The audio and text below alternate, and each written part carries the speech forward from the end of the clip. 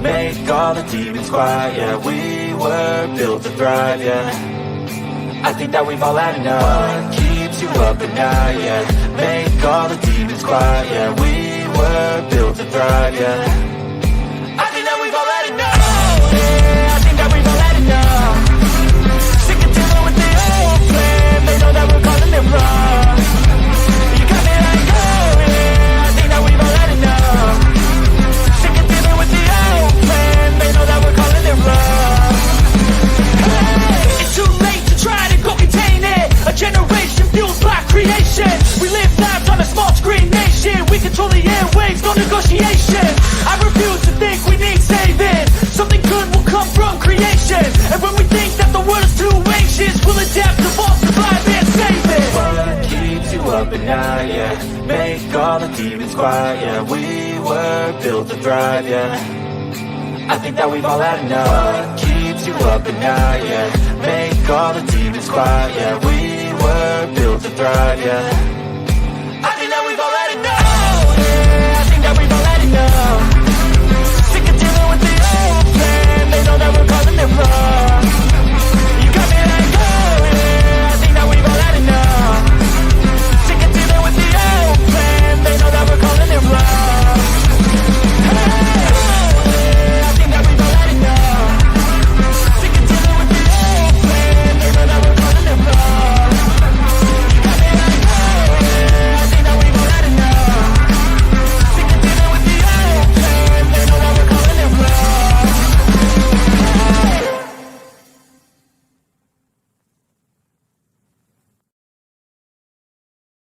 Oh, look at me. I'm retarded. I'm a globe. I'm scared, Dad. Do you trust me, son? Yes. Come on, son. Rule number 1, never trust anybody. Never trust anybody. Good evening, ladies and gentlemen. Welcome to Sovereign Soul Unchained Mind, coming to you 250 miles above your imagination from the International Fake Station. I'm up here in this IT nightmare of wires and tubes with my good friend and co-pilot Something Wong. He's here to make sure that we fly level and straight across this beautiful plane here tonight. So how is everyone? It looks like, wow, we got a good crowd of people in here already, 30 people. Yes, I started a little late. I watched a bit of the debacle. That was the long-awaited debate of the two liars. And I'll show you a thing where Brian Young had it right. So who won? Who won the debate tonight? The bankers. Who lost? We did. And that's pretty much how it goes. Lord, let's see who we got here. We got PJ Cruikshank. He's always here. He's here tonight. He says, always pleasure to see you, Saab. Got Jehovah's lovely daughter, Barbara. Got Glenn Salchis here. Jeff Gashead. We got, let's see who else. Boy, everybody's active in here. Sean Alkey's here tonight, too. Saddlebum, good to see you, doll. Who else we got? Sean Alkey. Post Anything 2 is with us. I'm going through this little list here. Anson Howard, what's going on, brother? Let me see who else.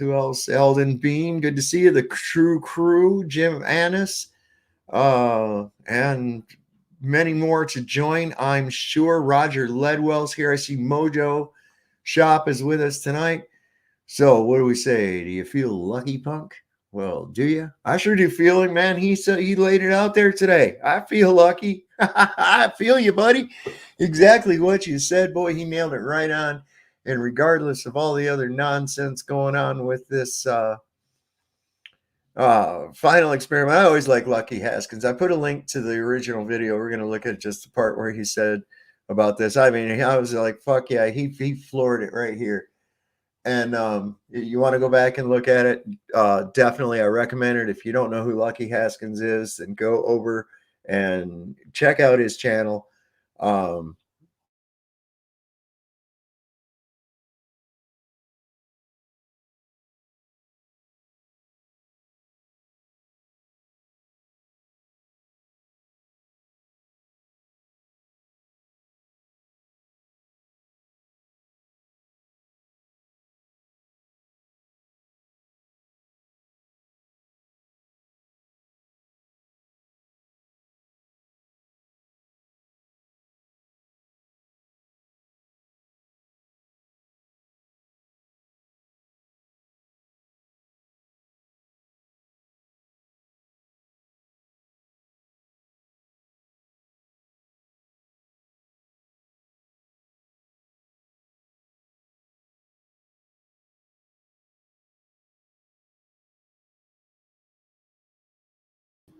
Oh, sorry about that, folks. We hit a great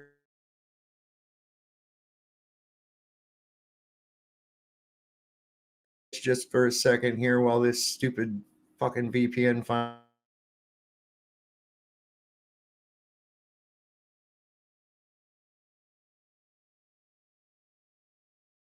Are everything good now? Holy crap, y'all. We're back. We're back. Everything's good, right? Let's take a look over here on the other. Yeah. All right, good, good, good. All right. So everything's moving again. Let me get this over to better quality. Holy shit. What the hell? Is it really blurry for you guys too? Let me know. Let me see what this looks like if I go down to this and then bring it back up to, because I'm looking at high quality on my end. Let me just double check here for a second. Camera's going 1080, 720p. I don't know. Maybe, yeah, there it is. It's cleared up. Who the fuck knows? Anyway, where was I? There's Next Chapter has joined us as well, too. Carrie Skates. Jeff Gashead. Good, good, good. We got some people. So as I was saying, Lucky has nailed it in the park again. He always gives you a little reality check about every day, sort of, kind of. But he's definitely worth subscribing and listening to. He's a common sense old dude, kind of my brother from another mother. And well, I loved what he had to say on this, and I was let a few more people show in because now everybody gets a notification. And in the meantime, I wanted to show you some other things here real quick. If I can get it to come up. All right. Let me get to where I was at.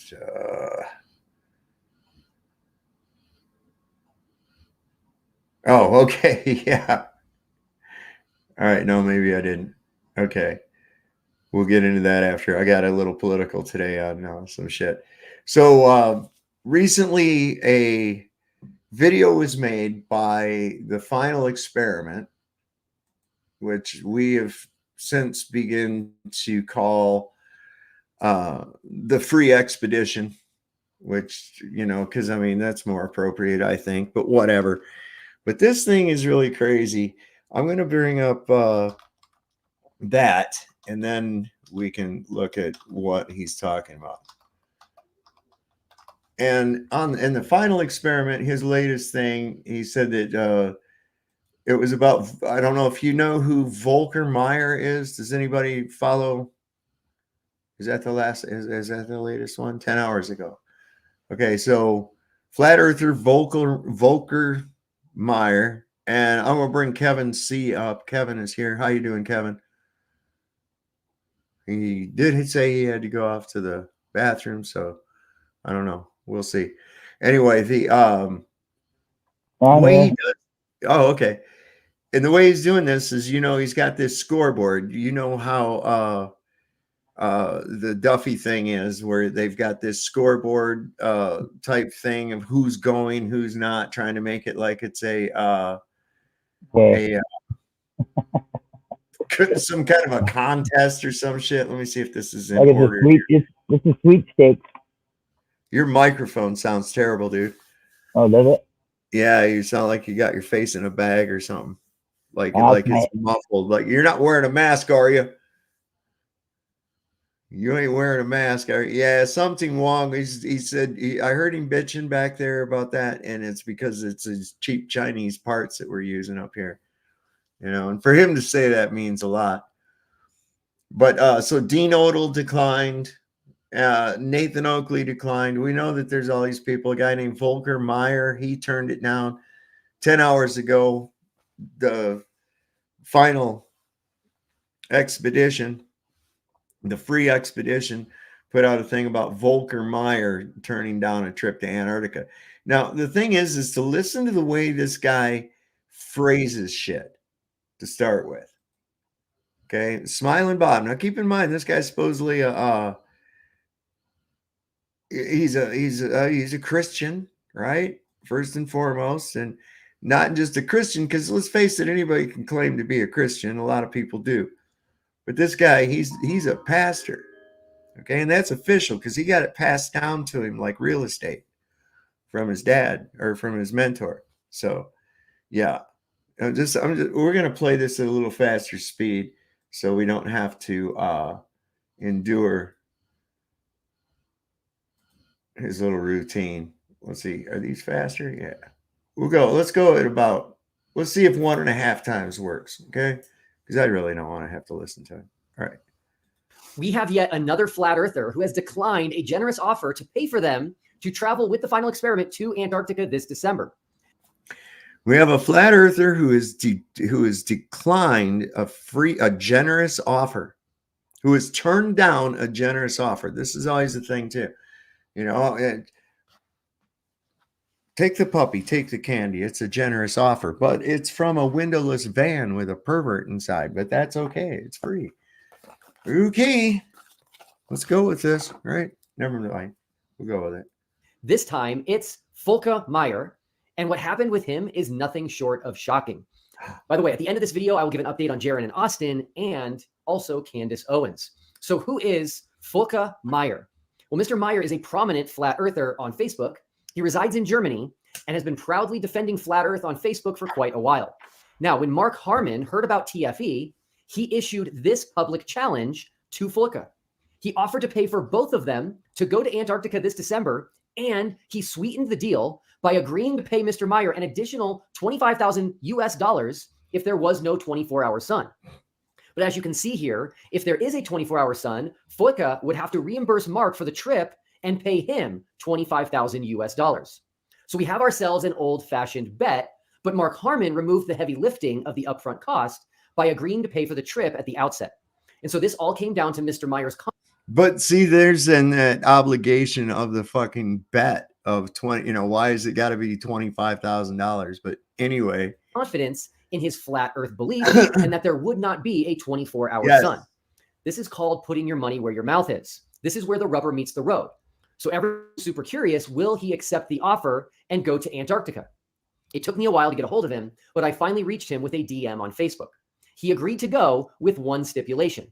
He did not want to pay the $25,000 out of his own pocket if it turned out there was a 24-hour sun on our trip. So he told me that I would have to crowdfund that $25,000, making it so other people would have to pay up if he ended up being wrong on his flat earth model. That comes right down to a basic rule of gambling. Whether you're on a sure thing or not, never bet more than you can cover. Never bet if you can't cover the bet. That's all. That's a steadfast rule. Even if you think you got a sure thing, you always make sure you can cover the bet. And that's all. Because it comes down to, okay, and you make the bet, and then you find out the other guy don't even have the fucking money. Well, then where you at, right? Then where you at?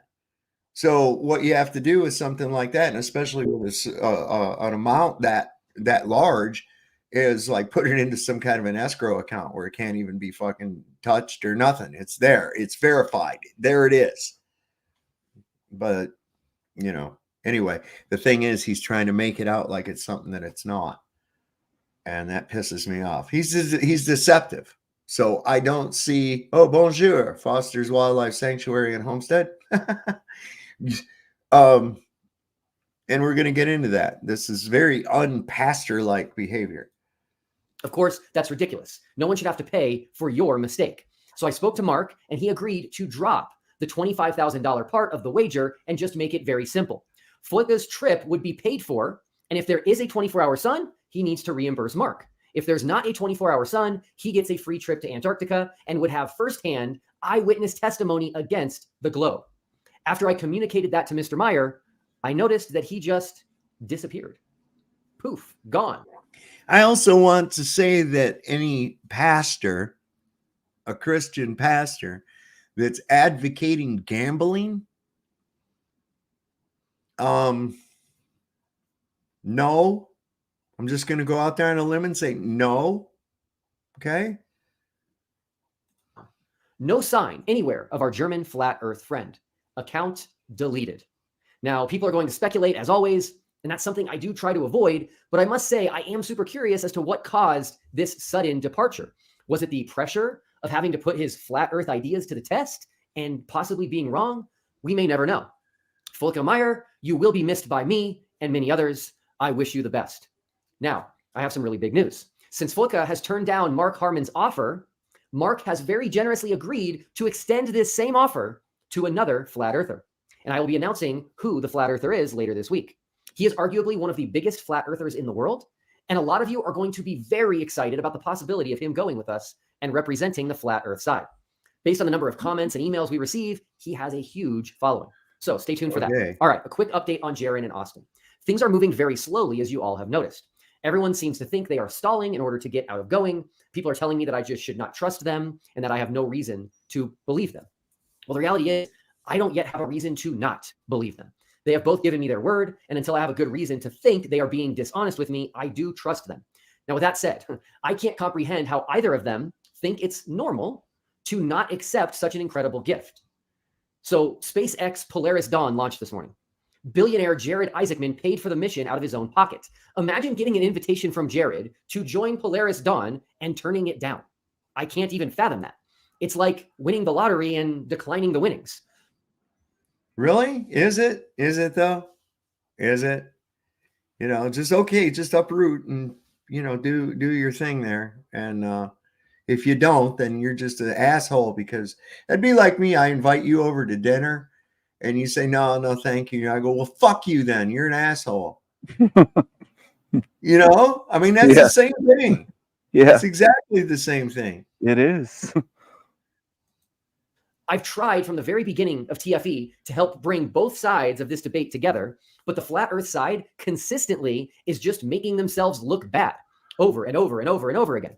Now, I've tried to make them aware of this, but they either don't want my advice or they simply don't see it. And you're actually worried about appearances? Really?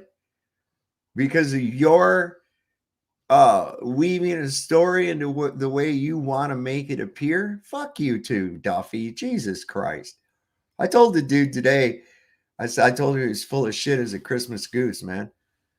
I was like, you know, you want to invite everybody into this fucking thing, and it's like, just like that. Hey, you want to come over for dinner, man? I'm going all out. It's going to be really great. And you go, no, I don't think I want to. I don't think I want to go. Oh yeah, well, fuck you. You're an asshole. You see, because you're just a, you know, why would you turn down a free meal? You know, it's like, well, you know, I've been to your house and it's like full of satanic imagery and shit, and I just don't feel comfortable around all that stuff. Well, you're just scared. Oh, okay, fuck you. You know, that's exactly the same, and that's my whole thing. I was like, I don't trust your fucking ass.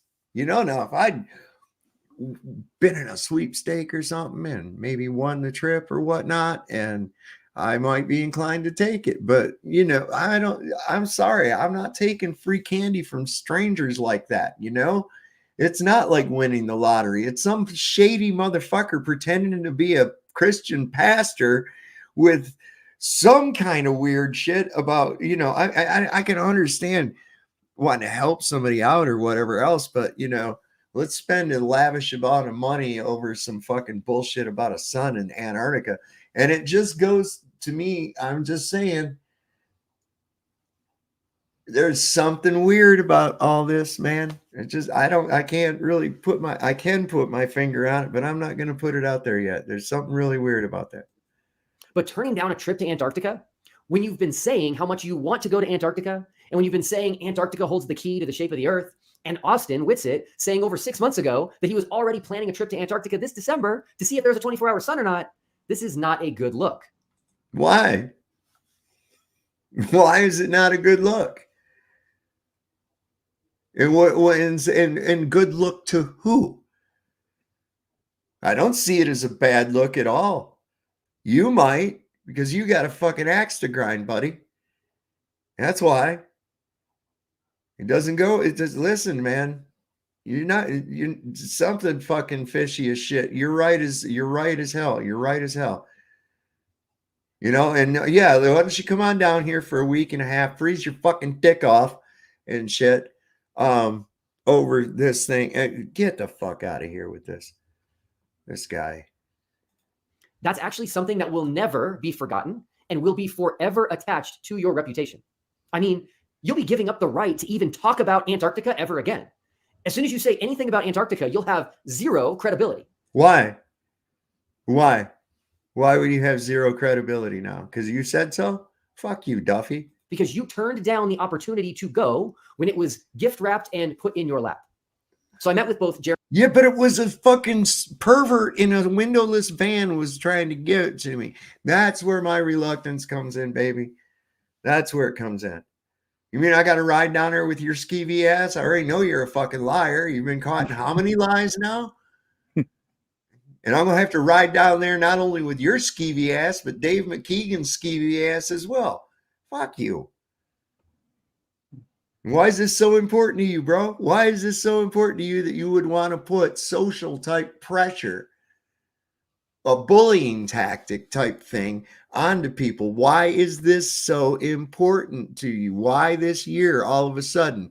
What kind of fuckery do you have planned, or do your masters have planned? That's what I want to know. Aaron and Austin over Zoom last night, and they both did reiterate their commitment to going. The current holdup is the contract. Now, people have this impression, not from me, people have the impression that I am making them sign a contract, that I'm asking them to sign a contract. Nothing could be further from the truth. They asked me for a contract. Let me say that again. They asked me for a contract. Not only that, they gave me a detailed list of what they wanted in the contract, and I simply forwarded that list to my attorney, and he drafted an agreement based on their requests. Well, now they have all sorts of issues with it, and I'm a little perplexed, as they're the ones who asked me for it in the first place. Well, Austin sent me his list this morning that he wants in the contract, and one of his requests is to have a list of the people who will be going on the Antarctic Odyssey trip with ALE. I don't have that information, and ALE cannot legally provide that information, as that would violate the privacy of their customers. These are very bizarre requests that make no sense to me from someone who actually wants to go to Antarctica to find out the truth. I'm starting to understand why they strongly advise people not to look a gift horse in the mouth. So here's what I'm going to do. See, there again, don't look a gift horse in the mouth. There's this pressure. This is, I wonder if this fucking guy ever sold timeshares, man. He is just like a timeshare salesman. He really is. And he's the hardball guy that comes to the table after you say you can't afford it. That's what's going on right here. You know, who's concerned about reputation? Absolutely, he is. He is 100%. I'm going to offer Austin a conference call this week with his attorney and mine. And if we can't come to an agreement on that call, then he clearly... Hello. And then I guess we'll just wait until he goes on his trip this December that he was already planning before the final experiment and see what he reports about the sun. Now, I do have an update on Candace Owens, and thankfully she has not gone down the path of flat earthers like Nathan Oakley and Flat Earth Dave speaking negatively. Let's ridicule these people. Look at how bad they are for turning down a free trip to Antarctica. How dare they? Those dirty sons of bitches. A once-in-a-lifetime opportunity to visit Antarctica. Now, she and I are still in communication. I will provide further updates soon, but here's a sneak peek at her positivity and enthusiasm of the offer, which is a normal response to something like this. And he's the arbitrator of what's a normal response to something like this, right? Right? Hey, Will. Oh, wow. That would be so amazing to go to Antarctica. It's really funny. Actually, my husband was supposed to go to Antarctica a couple of years ago, but the trip got canceled because of COVID. So We have a really big announcement coming out this week that you don't want to miss. So stay tuned. Ooh, more bait and switch. More bait and switch. So I got to see Lucky Haskins. Any of y'all watch his video today? Or are you even subscribed to anything? I didn't see it. I think I'm subscribed to him, but I trust that guy about as much as I trust Joe Biden and Kamala Harris. I Oh, mean, that Duffy? guy, the guy that was just Yeah. on the screen. Yeah, he's shady. Yeah, that's pretty much nuts, man. That's pretty much nuts. I'm gonna get into some other stuff too, about public perception on this kind of crap too, about that Miami Dolphins player that was pulled over and handcuffed and pushed out of they're saying, oh, he wasn't cooperating. Listen, you watch that, and he didn't, the shit that cop was telling him was not lawful. Nothing about it was lawful. Just because they're wearing a fucking clown suit and they tell you something doesn't make it lawful. Okay. You can't go say, oh, I have a badge, so go mow my grass. You know, it's no, fuck you. I never seen that. Well, which player? A Dolphins player? Tariq Williams or some shit. I don't know. I don't keep up with sports, but I guess he's a real important player, a quarterback or some shit like that. And he was on his way to go to the game. It was like just basically almost like right outside the stadium. And they pulled him over and pulled him out of the car and put him down on the ground, handcuffed him. They pulled him right out of his vehicle. Oh, yeah. And then another man. guy, I guess the tight end saw it happening and he pulled over and come out to film it, and they tried to arrest him too. And I was like, oh, wow, my for filming. God. Yeah, They wanted to arrest him for filming in public? Wow. Did the guy did the guy that was pulled out of the vehicle say he does not consent? Did he tell No, the I cop don't think he knew anymore to say any of that shit at all. okay. You know, I mean, he was protesting. He's like, you can't just, tell me I can't look a certain direction and shit like that. And that's what the cop was doing too. He was like, you can't look over there. Quit looking over there. And he's like, what the fuck? Making him sit on the curb and everything. Yeah, I'll show a little bit about it here after a bit. It's fucked up. But yeah. So Lucky Haskins, he got into it. My man Lucky. And I watched this video today. I hope you got your motorcycle off the hill, Lucky. That sounds like some bummer shit. Yeah, it doesn't matter. That's not it's nothing he did warranted being pulled out of the fucking vehicle, Day Trooper. Sorry. And I'll go over that. This is the thing. These cops are way out of fucking control. Way out of control. So anyway, Lucky jumped in and he gave his opinion about this, and as far as what I'm saying about this guy and his tactics. Anyways, let's just listen to what Lucky had to say about this. And I'm just going to play a portion of his video. I think I've got the time where we're at normal speed. Yes, okay. We can listen to Lucky at normal speed. You might have to turn your speakers up. Listen, we need to crowdfund or something and get Lucky a decent goddamn microphone or something. Because always his videos, I always have to turn up the volume to hear it, and he's aware of it. He's said it before, that he knows about it. But yeah, we need to get his audio boosted up. And anyway, I zoomed up to about where he started talking about this. Let's see. I think it was right about here. Let's see. You understand? This is not for us. Now Chiquita's 1,000,000% nailing it, right? 1,000,000% he is correct. This is not for us. We see it that way because it makes us have all these conversations. Let me do something real quick.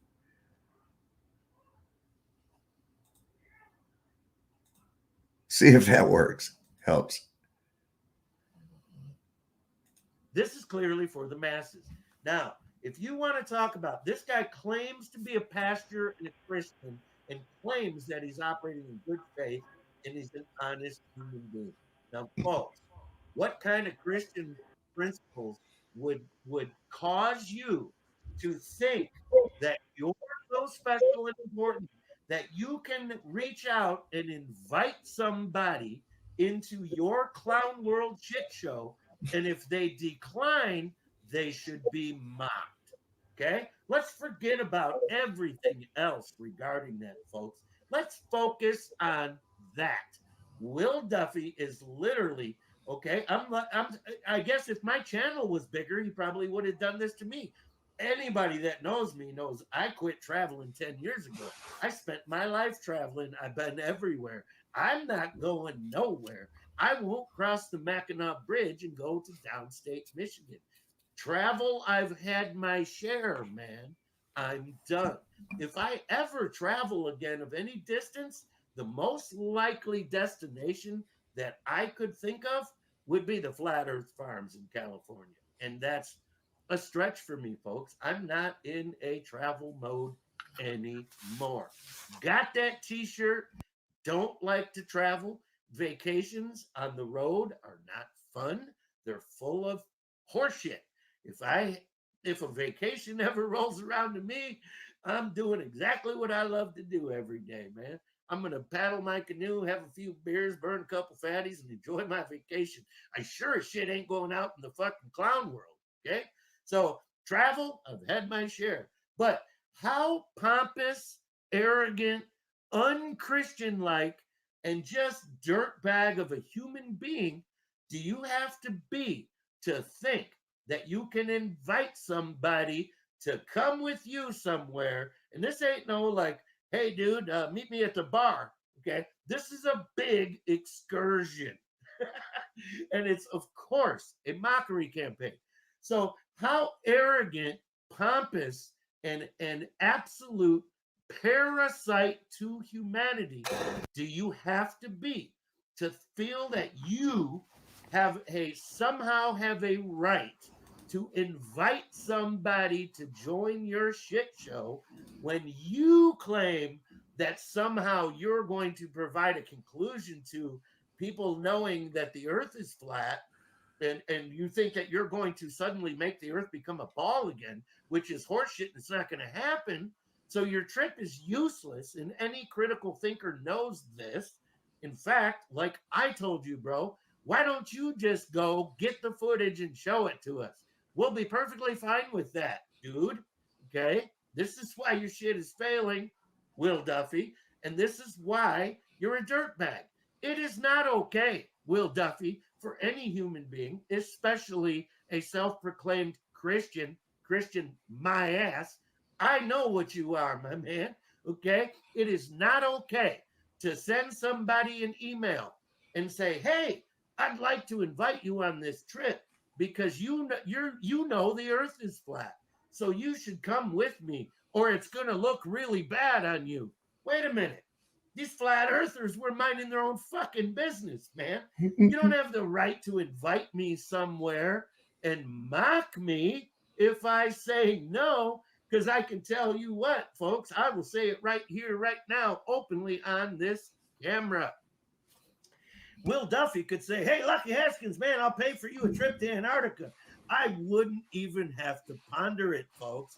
No, money don't mean shit to me. Okay, I don't give a shit. You think that him spending 60 grand on me has some bearing on me or an effect on me? Folks, give me a break. Allow me to repeat what I'm going to say here. It is not okay. It is not protocol. It is not acceptable. It is not Christian behavior. It is only a parasitical, demonic behavior to think that you somehow are qualified or self-appointed to invite somebody to join your shit show and then mock them publicly when they decline. That is nothing other than a dirtbag. I'm telling you like it is, and he hasn't involved me, okay? When he shows that slide, all these flat earthers declined, what a dirtbag. I hope people can see through all the shrouds of deception that he's trying to paint and just see what he's doing. It is a mockery campaign for the masses. The guy is a dirtbag, does not give a shit about truth, and clearly does not give a shit about human beings. And if you don't subscribe to his false doctrine, he mocks you. That is in no way, shape, or form Christianity. Okay? So you've got another deceiver in charge of a church. Go figure, y'all. Okay? Lucky said his piece. Like I said, I have the right to remain silent, but man, do I struggle with the ability. Ask yourself, who can I help today? Not Chiquita. Thank you for the inspiration this morning. Okay? I'm putting my money where my mouth is, y'all. I am not going to get pissed at somebody for thinking the earth is rising. I'm not falling for that horse shit. Okay? But I posed my questions. Okay? What about a baseball, man? What about a baseball? There we go. So that's what I wanted to cover about tonight, was that right there. I like it. I mean, he's spot right the fuck on, you know? He is spot on. You gotta like Lucky. You gotta like him. Oh yeah. Yeah. Yeah. Yeah. I'm gonna update this. Man, I can't type. Let's see. See. Oops, no period. And T H. There it is. I'm gonna tag it in here. There we go. All right, sorry about that. I wanted to get that out of the way. All right. Yeah, Lucky's ace. What else? Annette says love Lucky. Let's see. Okay, so listen, I see a lot of people arguing about the football player. Okay. And let me see, there is some body cam footage here. Let me see if I can find it in my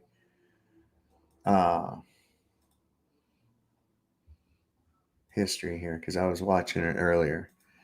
And the thing is, when the cop walks up to him and says, "You were speeding," he pulls him over, comes up alongside him on his motorcycle and says, "You were speeding, pull over."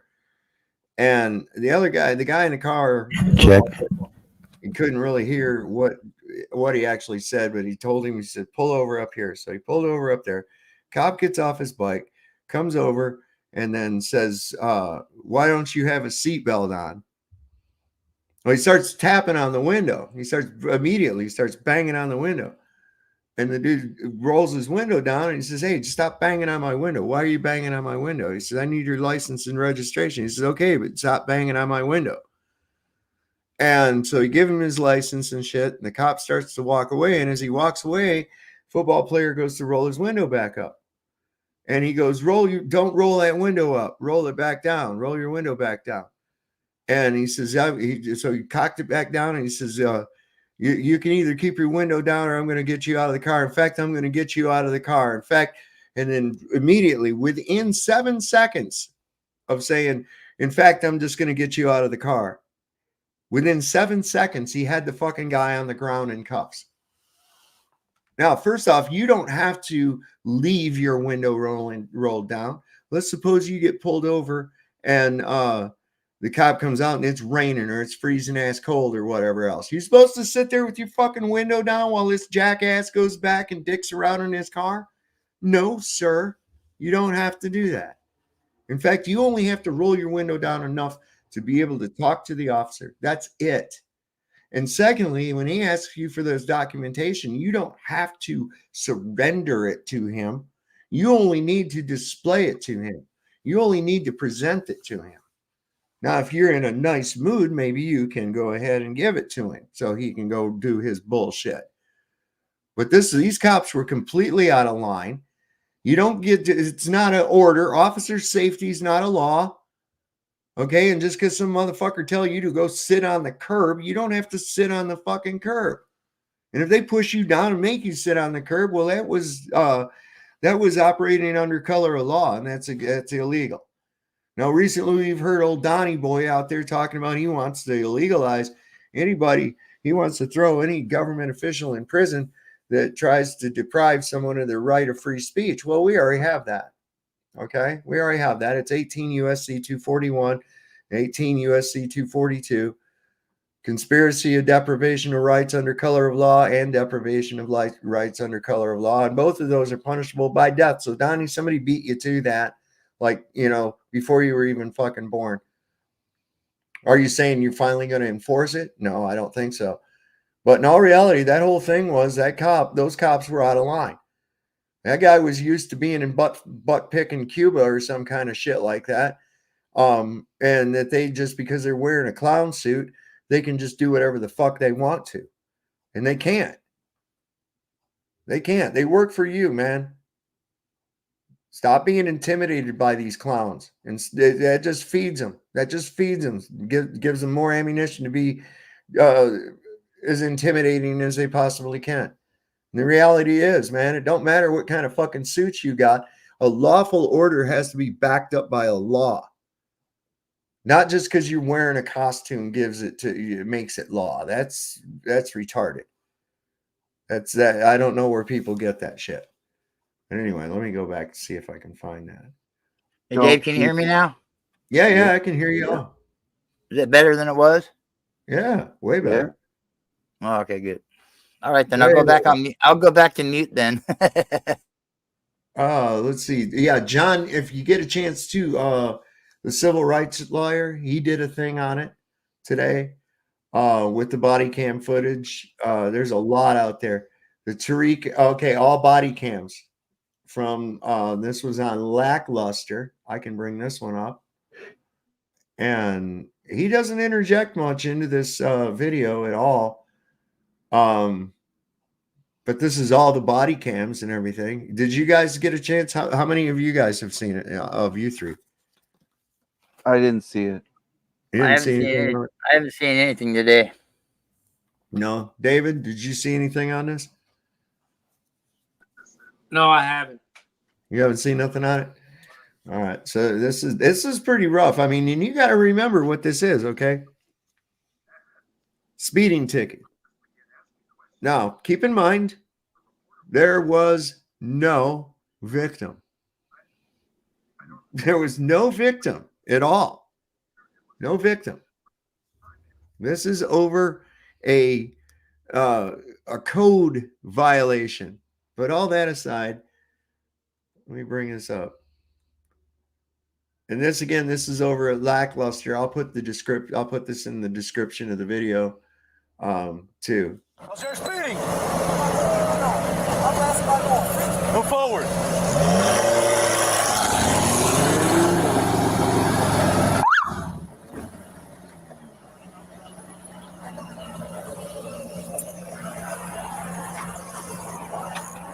Yeah, we got it here. 261.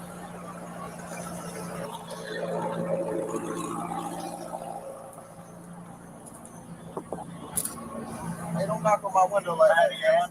Why don't you have your seatbelt on? Don't knock on my window. Why don't you have your seatbelt on? Don't knock on my window like that, though. Like what? Don't knock on my window like that. Why you have it up? Don't knock on my window like that. Why you have it up? I have to knock to let you know I'm here. That way you can lower it and talk to you. Just get my ticket, bro, so I can go. I'm gonna be late, gang. Do what you gotta do. Keep it down. Hey, keep your window down. What?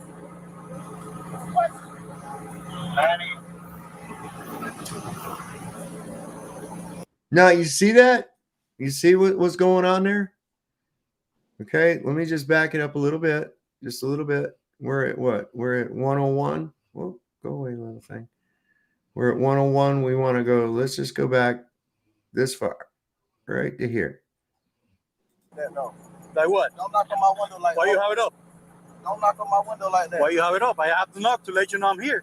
That way you can lower it and talk to you. Just get my ticket, bro, so I can go. Motherfucker, he knows you're there. You didn't need to be touching on his car. No, the cop doesn't have a right to be banging on your window, tapping on your door, touching your vehicle, or and especially breaching the threshold of your vehicle. That means through the window. All right. So, guy, I can understand it's like a $350,000 car, and this motherfucker's up there smacking on the window and shit. Okay, you don't need to let me know you're there. I'm aware that you're there. You just pulled me over, brother. Right? But that's his excuse of why he was touching on it. See, these motherfuckers, it's their ego. They can't just go, oh, okay, never mind. I'm sorry. You're right. I shouldn't have. No, they can't do that. They got to exact this authority out. I'm gonna be late, gang. Do what you gotta do. Keep it down. Hey, keep your window down.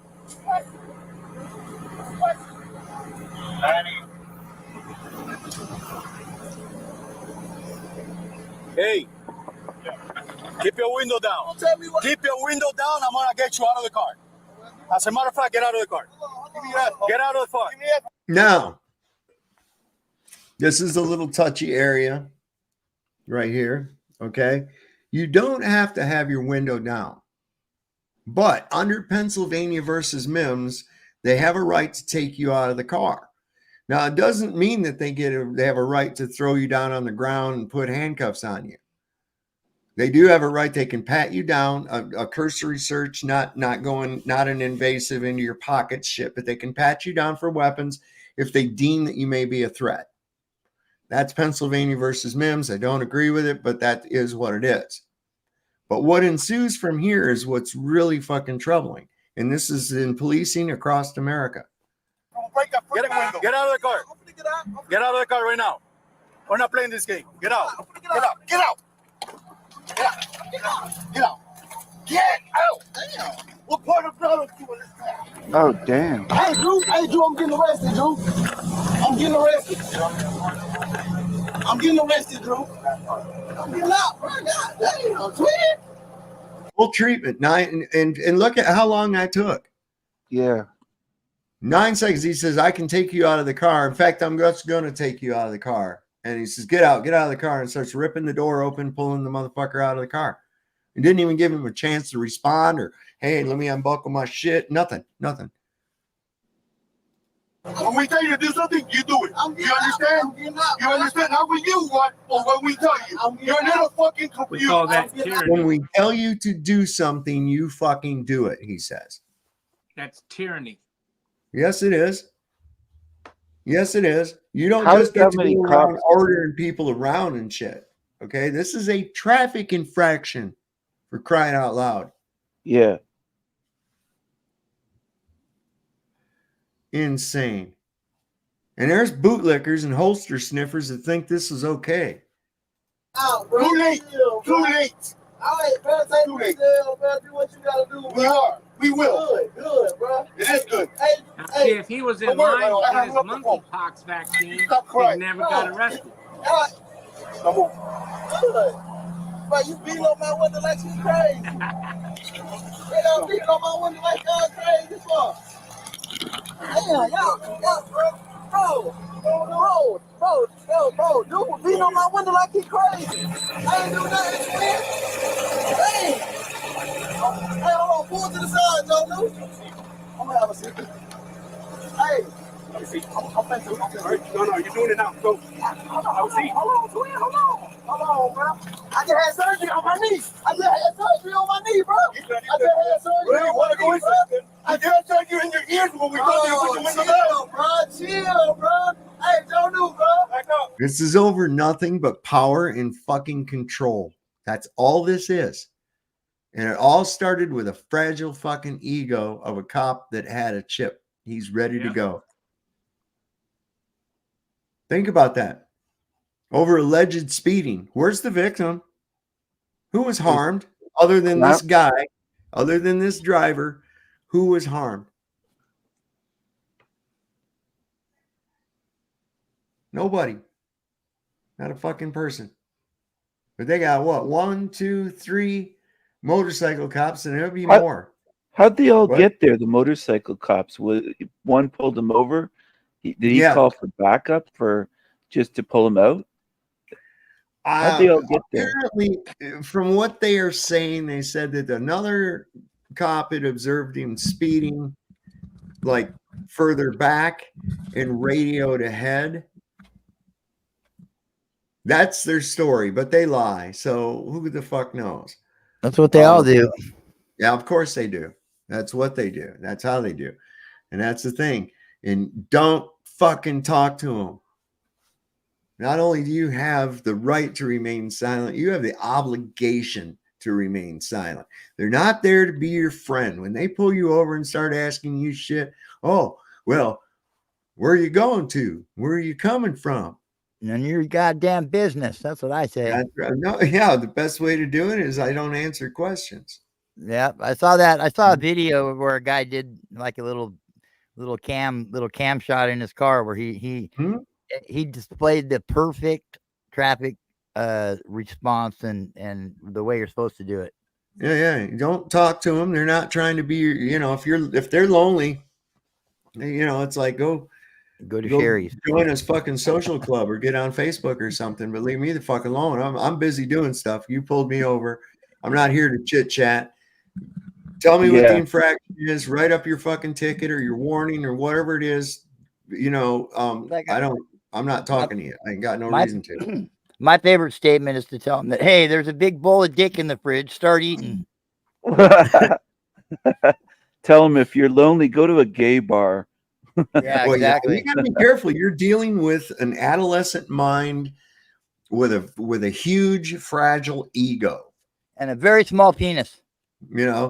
And they're going to react before thinking. Okay, this is what unintelligent people do. They react. The body goes into motion before the brain even engages.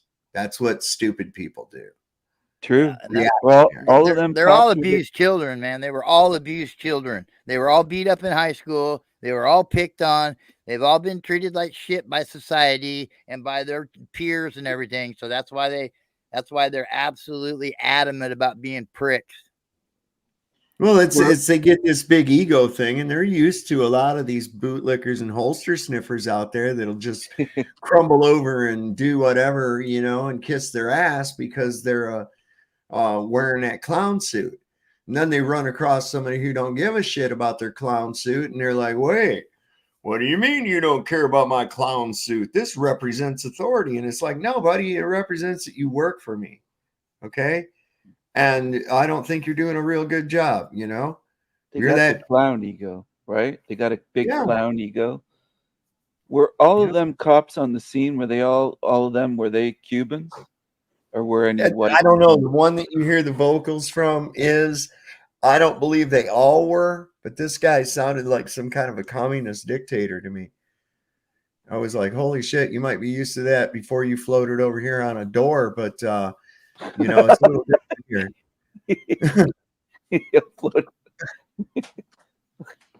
The screen door. Hey,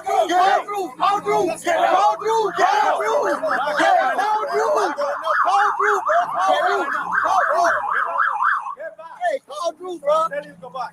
Call Drew, bro. Hey, giving you enough order to get out. Is this a different situation? Y'all really just hit me though for what though? Hey, they really just hit me though for what though? Y'all beat on my window and stuff like that, man. Not your business. We going back. I'm chilling though. I ain't be disrespectful to nobody though. Like, hey, you tell me to put my palms up. Hey, get back in your car before you get a ticket. Get back in your car and leave. You'll have a lot of explaining to do, Lucy.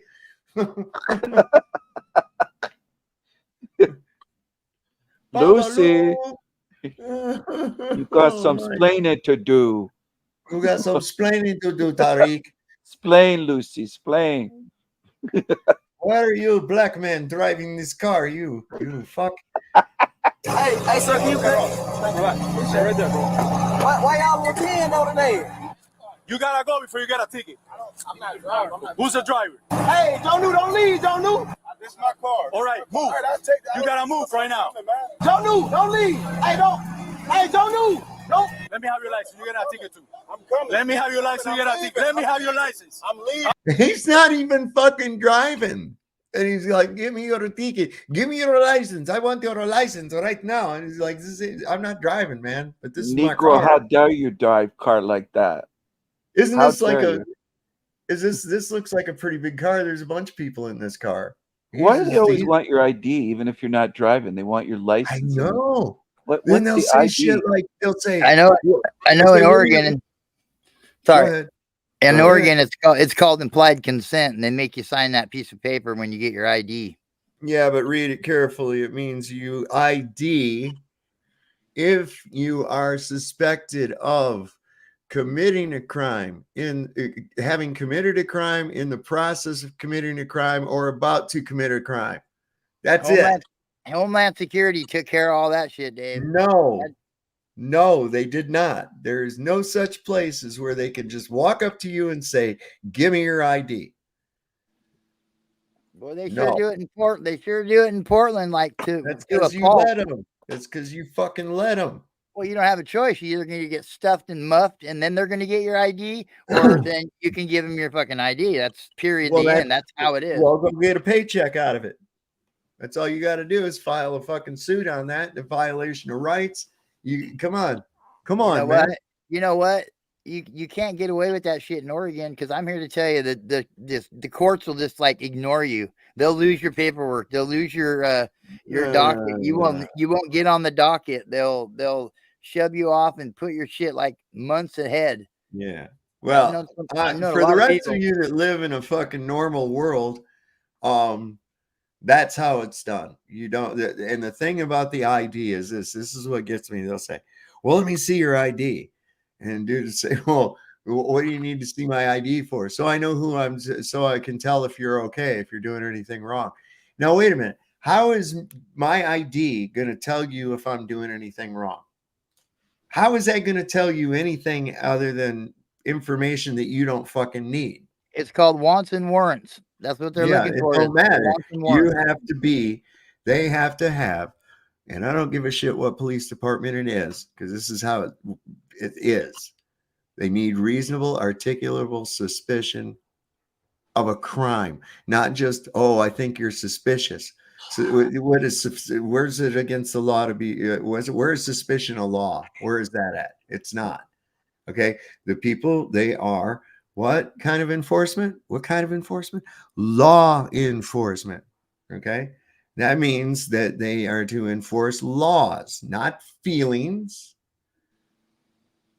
And just because when they give a command, it has to be backed by law. Not just, oh, you have to do everything that I tell you to do. No. Where's the law says you got to sit on the curb? Where's officer safety a law? Where's that? What about my own safety? Fuck you. You got me pulled over on the side of the road. That's what would crack you up, right? Hold on.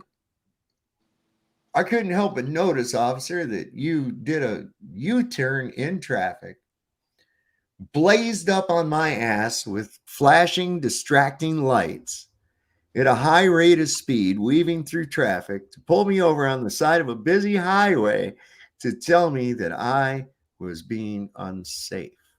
Really? You just did all that unsafe shit to tell me that I was being unsafe. Wow. Okay. Crazy. And people are down for this. They love it. I'm not playing. Hey, your buddy's about to go to jail. Hey, don't leave. You're not gonna give me your license. You're not gonna give me your license. I'm not driving. Your license right now. Hey, your license right now. But I'm gonna. If he's not driving, he doesn't have to give his license. I lock you up. Your license right now. Your license right now. You're dealing with me now. Your license right now. Why they on 10 though? Why the police is on 10 today? Huh? What is 10, man? Huh? What are you talking about 10? Nah, like, dude was beating on my. I said, bro, don't be beating on my window like that, bro. Like, what's going on? Huh? Hey, your license right now. This is an angry little Cuban man that's had too many fucking Red Bulls. That's what we got going on right here, man. This little guy's a tyrant. Listen to him just barking orders and threatening everybody around him. He's a punk. He is. Castro Jr. Need to put him on a door and kick his ass south. Mini Castro. Your license right now. You're dealing with me now. Your license right now. We're not playing this game here, man. I wonder if he's the supervisor. What's the thing going, man? My license in my bag. Let me get. All right, go get your license. Get my bag, man. Y'all good today or what? We great, bro. Oh, good. I'm glad y'all having a great day, though. Whose car is that? Whose car is that? Move it. Are you gonna get a ticket? I'm gonna tow it. Move it right now. You're gonna get a ticket and I'm gonna tow it. Listen to this guy. He's just threatening every motherfucker he comes across. What an asshole. I mean, what a complete and utter creep. Move it. I'm gonna call Move it. Listen, I'm giving you an order to get out of here right now. Hello? What's going on? It doesn't concern you, sir. It doesn't concern you. Stop moving around, bro. You good? I ain't finna run, but you can let me go, though. I just want to look around. Hey, hold on, bro. I can look around, right?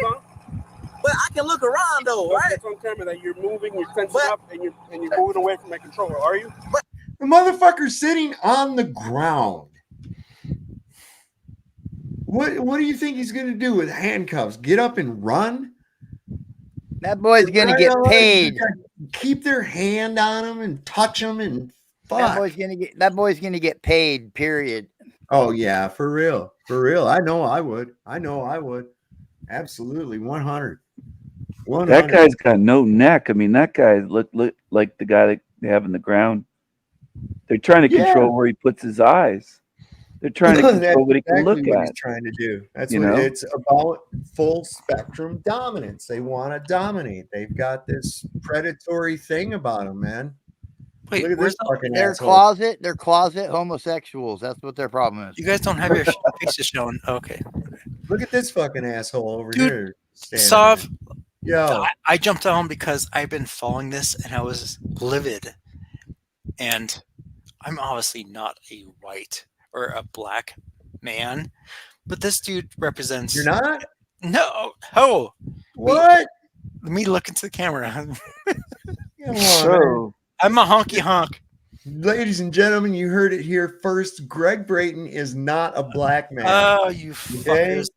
You guys found me out. Man, he's been trying to hide all these years. He's been hiding behind the lackluster of white skin. Yeah. What? But you see behind all this shit where they intimidate the guy and they just bombard him with instant commands, and then before he has a time to react, he responds, and then they attack him for his response, saying, "Hey, that was aggressive." Like, dude, I was fucking getting up. Who was that? That's fucking stupid, dude. What was that? You just burp into the mic? Somebody must have burped. I don't know. That's fucking stupid, dude.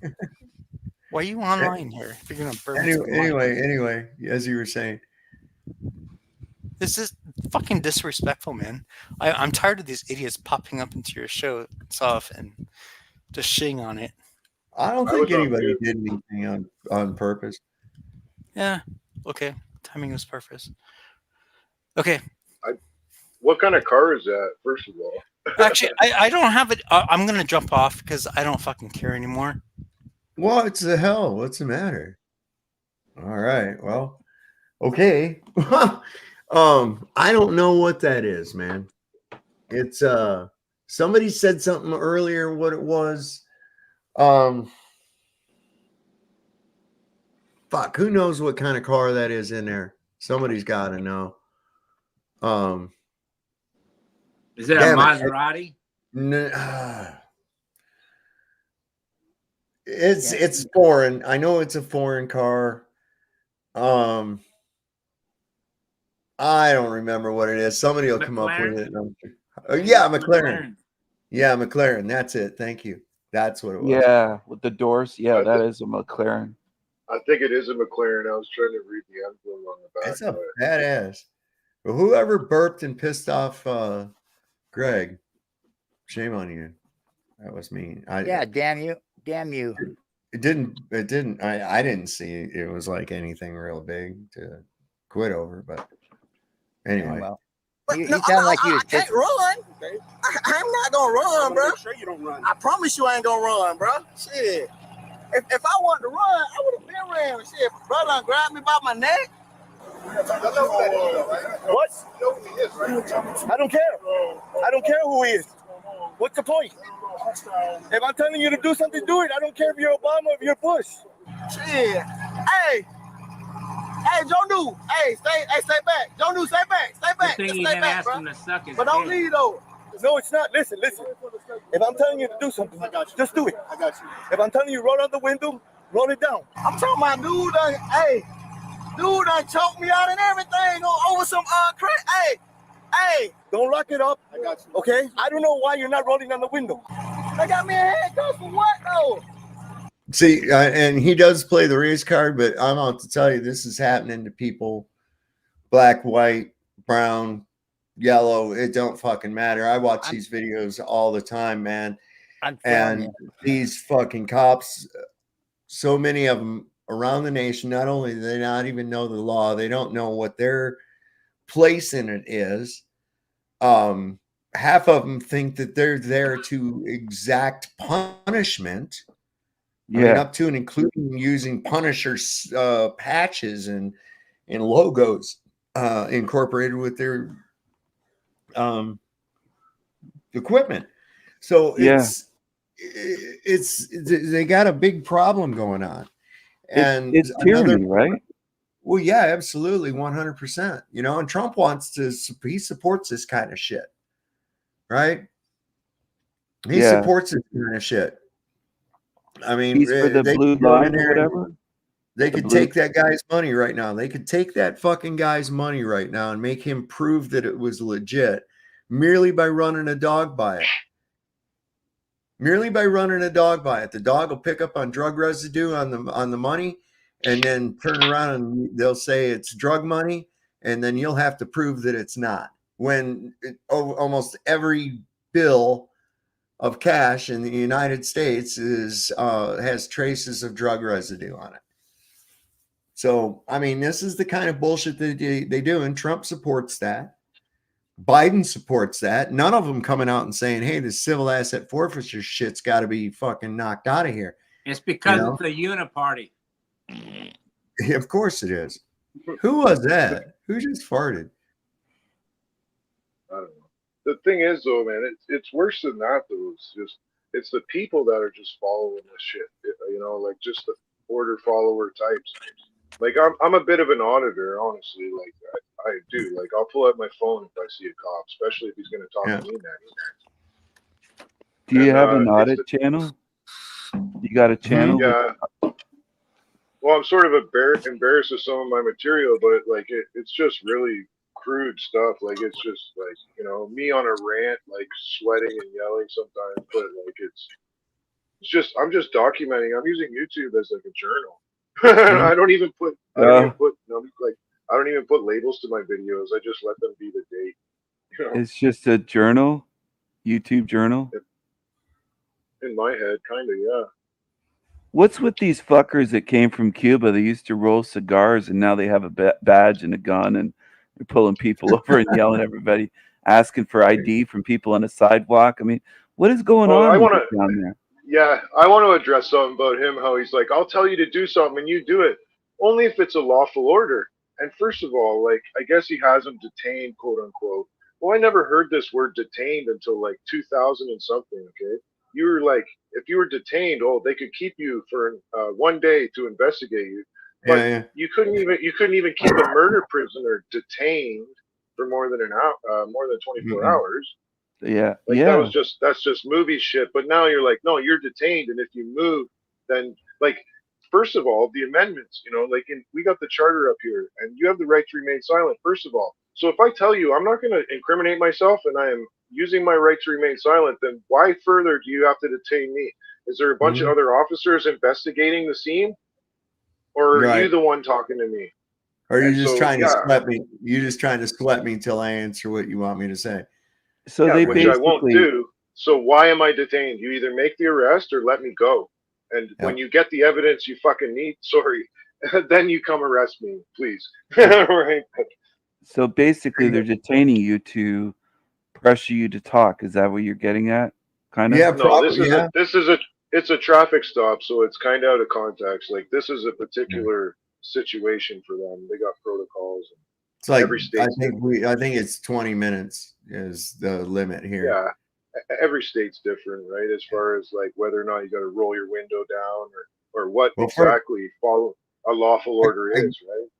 Got a little something for my fart fan, whoever was doing that one earlier. I remember when I lost my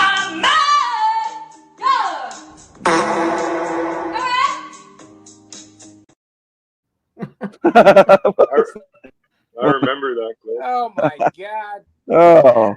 One more time. I remember when I lost my mind.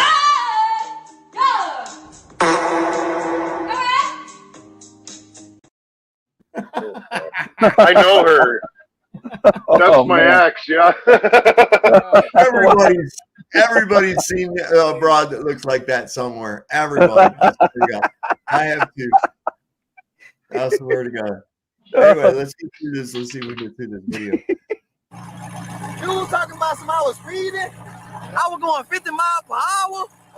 I want to go home. It's what? They just want to go to the game. They got a game. Well, not today. Catch it. Not today. Hey. You got both nights? Hey. Hey. I don't even got to. Hey. Why is he acting up like that? You know who that is, right? Huh? You know who that is? No. It's one of the Dolphin star players. Oh, yeah? Yeah, that's why it's such a big thing. I'm not going to tell you again, sir. Move your car. I understand, sir. No, I don't think you do. I'm being serious. Move your car. You're blocking traffic. I'm going to tow it. I'm serious. Hey, it's a great way to start out the 2024, right? I'm telling you right now. Move it. These guys are loaded. Tow it then, he says. Move. Yeah. Huh? You said what? What you talking about? Yeah. Oh. She's with us. Everybody's with us. Well, you guys need to move. We got you. You're not blocking traffic. I don't need you to block traffic for me. This year, what you're doing is not lawful, sir. You need to leave, okay?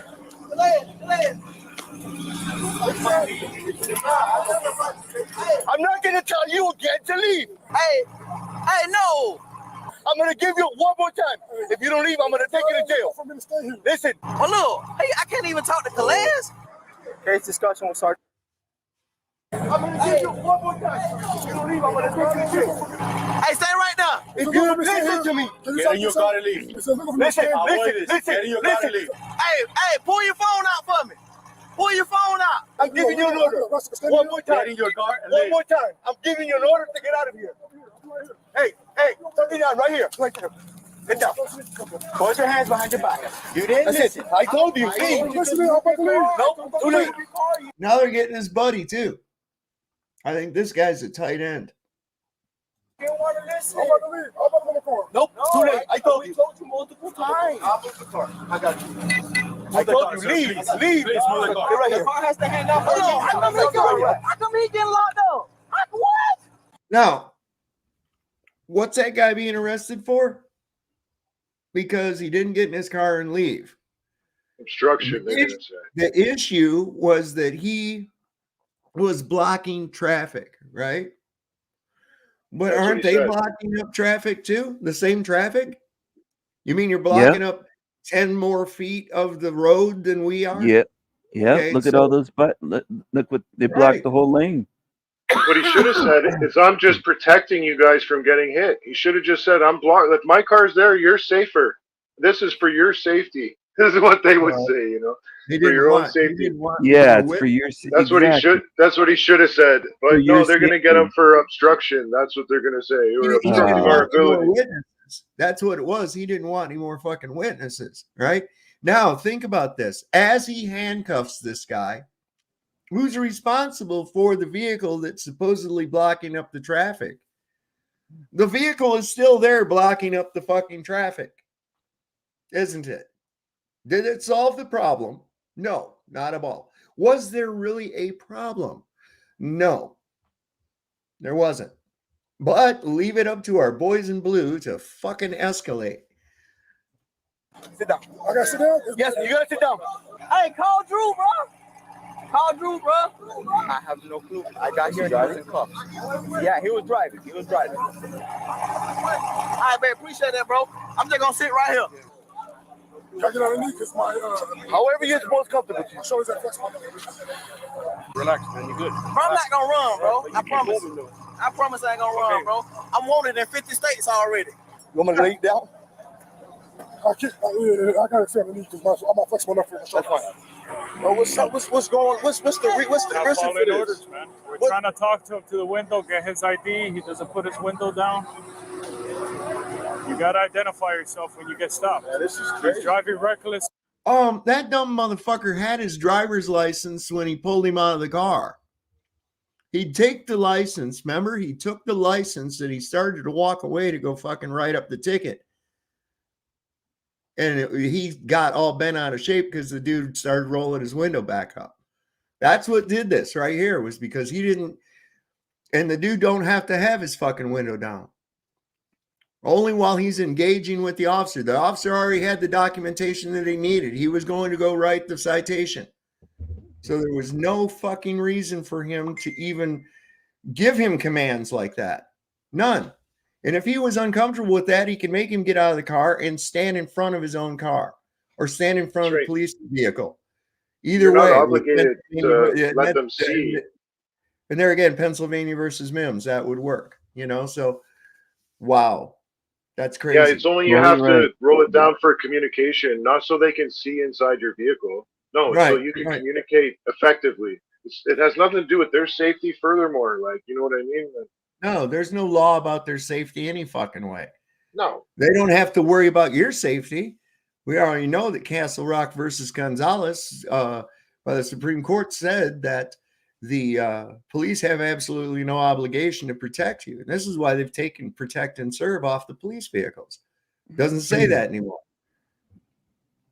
What's the Decepticon one say? It says something in enslave. I forget.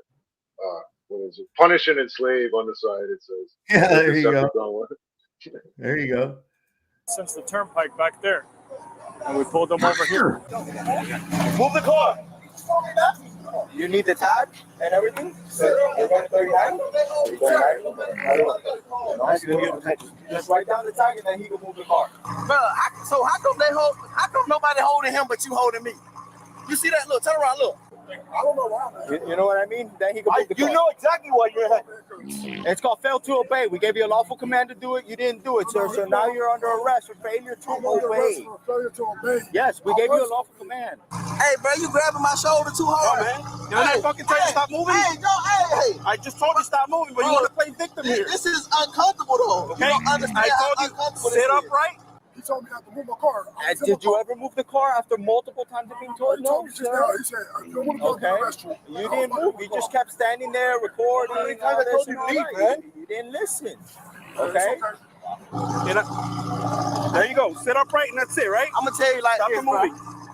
Look, your job is to serve and protect, right? No. You're doing a horrible job of protecting. No, it's not. It's not to serve and protect anymore. It's to serve you up a bunch of fucking horse shit. It ain't nothing to do about your protection at all. It's about revenue collection. We all know that. Listen, you call the police and they show up just in time to put a chalk line around your body and not figure out who the fuck done it. See? Protecting right now, bro. Hear me out. I was the last one to get here. You know that, right? So when I get here, I don't know what's going on, but I hear them telling you multiple times, move the vehicle, move the vehicle, move the vehicle, and you don't do it. What's your ID? What's your ID? I told you I'm not going to run nowhere. For what? What am I going to? That's only going to make this matters worse. Right?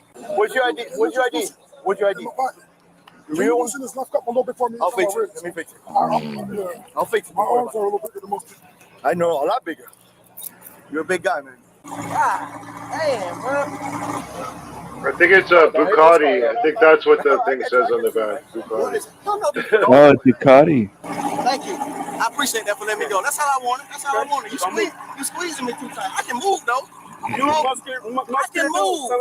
You don't tell me what to do. Man, all of this is uncalled for, man. Steven, you're gonna have to stop making the fart noises, bro. Please. And all of this. All he had to do. Why is he getting arrested? Why is he getting arrested? What's your name? Janu. Why is he getting arrested though? They want to play games and they want to act up, and this is where we are. How many times did we not tell him to move this car? I know, but he's getting up for his team. Right? Hold on, hear me out. How many times did we not tell him to move the car? Okay? I know, You but didn't they're listen. looking out for their teammates. Oh my God, I know who he reminds me of listening to him talk.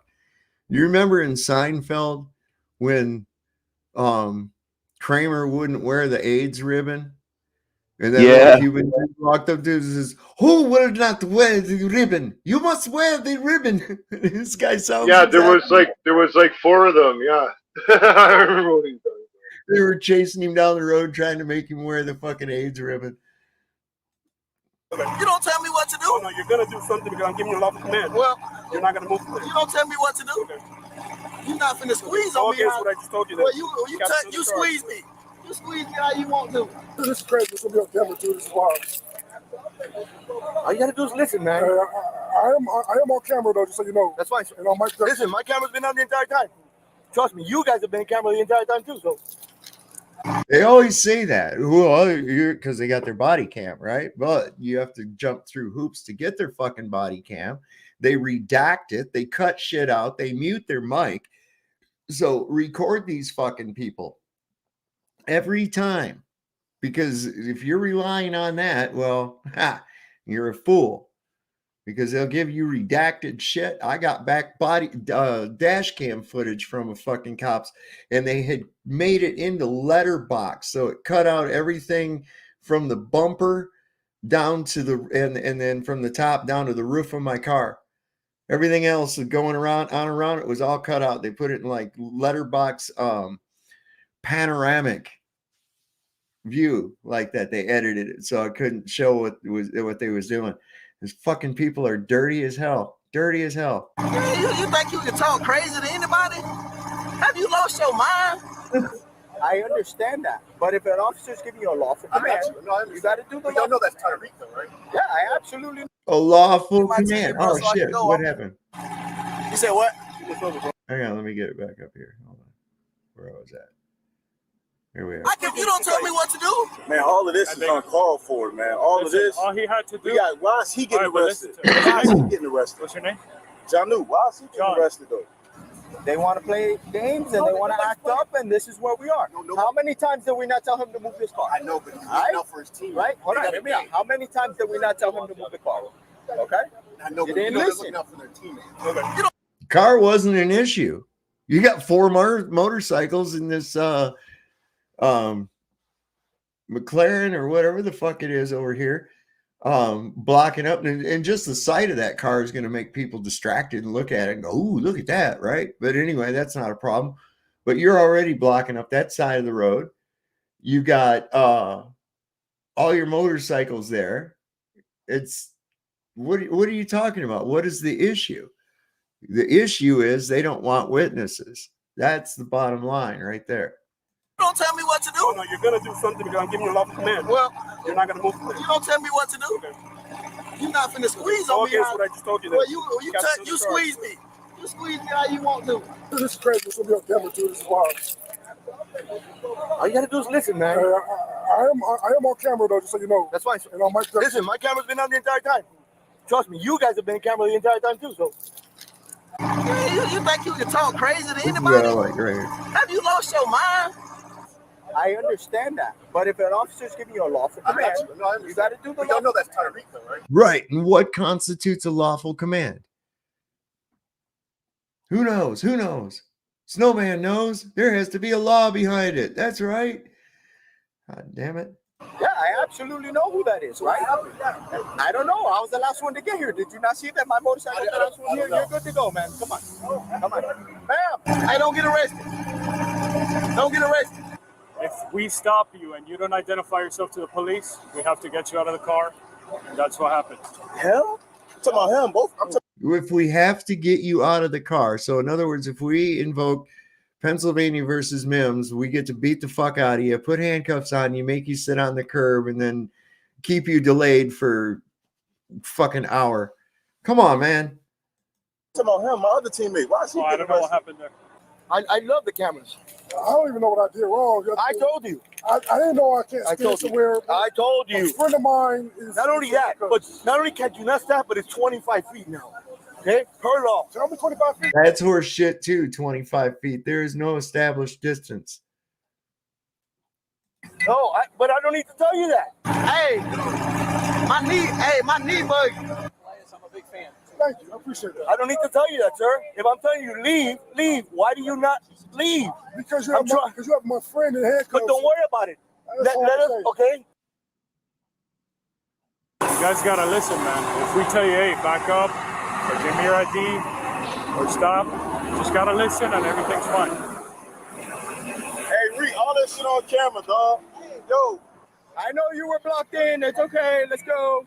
I'm sorry, I'm with them. No, I understand. You're good. You were blocked in. Go. But don't worry about it. Let's get it, okay? My fucking knee hurt. Can I lay down? Yeah. No, fuck this. They're right there. Nah, my knee hurting though. I got tendonitis. I'm gonna lay back on my back like that. Listen, park over there, and when he's released or whatever, then you deal with it. You understand? Do you have anything on you, by the way? Like what? I'm asking. Do you have See anything him on doing you? the George Floyd knee though. Phone. Any other phone? What's that? See him doing the George Floyd knee though in that last scene, the very last just second. Oh, ago. the guy on his knee. Yeah. Yeah, I wanted to comment. You know what? This is. I feel like this is like I don't want to say staged, but it's also a perfect example of exactly how it goes down. Like this is how it goes down, and I feel like it's slightly fucking staged, but at the same time, I also think that this is part of the psychological warfare where it's the demoralization of it. It's like you do what we say, or we do this, right? And in real life, the cops really fucking thrive off all this drama and talking more. Like talk about it some more. Just keep talking and just enjoy the fact that you got two grown colored fellas in cuffs. Like how tough are they, right? If those black guys wanted to put up a fight, it would have took way more cops, man. Right? That's the other thing. It's just a huge demoralization for people other than me, people like us here to watch this. Oh, I believe this is pretty genuine. I believe this is pretty genuine. I see it every day. No, yeah, I see it every day, man. Yeah. So I have no reason to think that this is staged. And really what's going on is there's a lot of people here that aren't really understanding their rights and how this cop is actually violating so many different rights at every fucking action that he does. This guy's terrible. And there's hundreds and hundreds and hundreds of these fucking guys, man. And they're the ones that give, you know, I'm going to say there are some cops out there that they're just out there trying to do a thing. I'm sure they got into it with noble intentions, but realize it's shit, but they're going to stick with it long enough to get their fucking pension and get out, right? Okay. And you can't go against the bad cops because you'll get turned around and something happened to you. That's what happens. If you don't believe that, look at the true story of Serpico. Very interesting story where he went up against the New York police. He was a New York cop and he went up against the corruption and they put a few bullets in him and almost killed him. You know, so it's at your peril, you know, and there's a lot of people, they just want to sit back and do, you know, not, you know, just don't give me no smoke. I'll just sit here with my head down, pretend I don't see shit, you know, and they have to do that. But I've often heard, you know, people say, you know, power corrupts and absolute power corrupts absolutely. And you got to go to the real heart of it. And I've said this for years, is that power attracts the corrupt and corruptible. That's yeah, Britt, you're right. Al Pacino did a movie about Serpico. Yeah, that's right. Frank Serpico. I think some too is that it always, okay, so look at, they are a gang. That much is accepted just by their behavior. They don't rat on each other. There's something to be learned by these people, and the only thing I can think of is that they don't rat on each other. That's the only thing to learn from these people. But they are full-fledged gang warfare. Therefore, the top of their food chain is drugs and crime. And it's the worst kind because these are political people doing these crimes and they're protected. And these crimes are unspeakable on YouTube. And they're the ones that are being protected by all this shit. And the drug game as well. The drug game, it's welcomed. They want us all fucked up. They do. Well, that's the whole thing. This is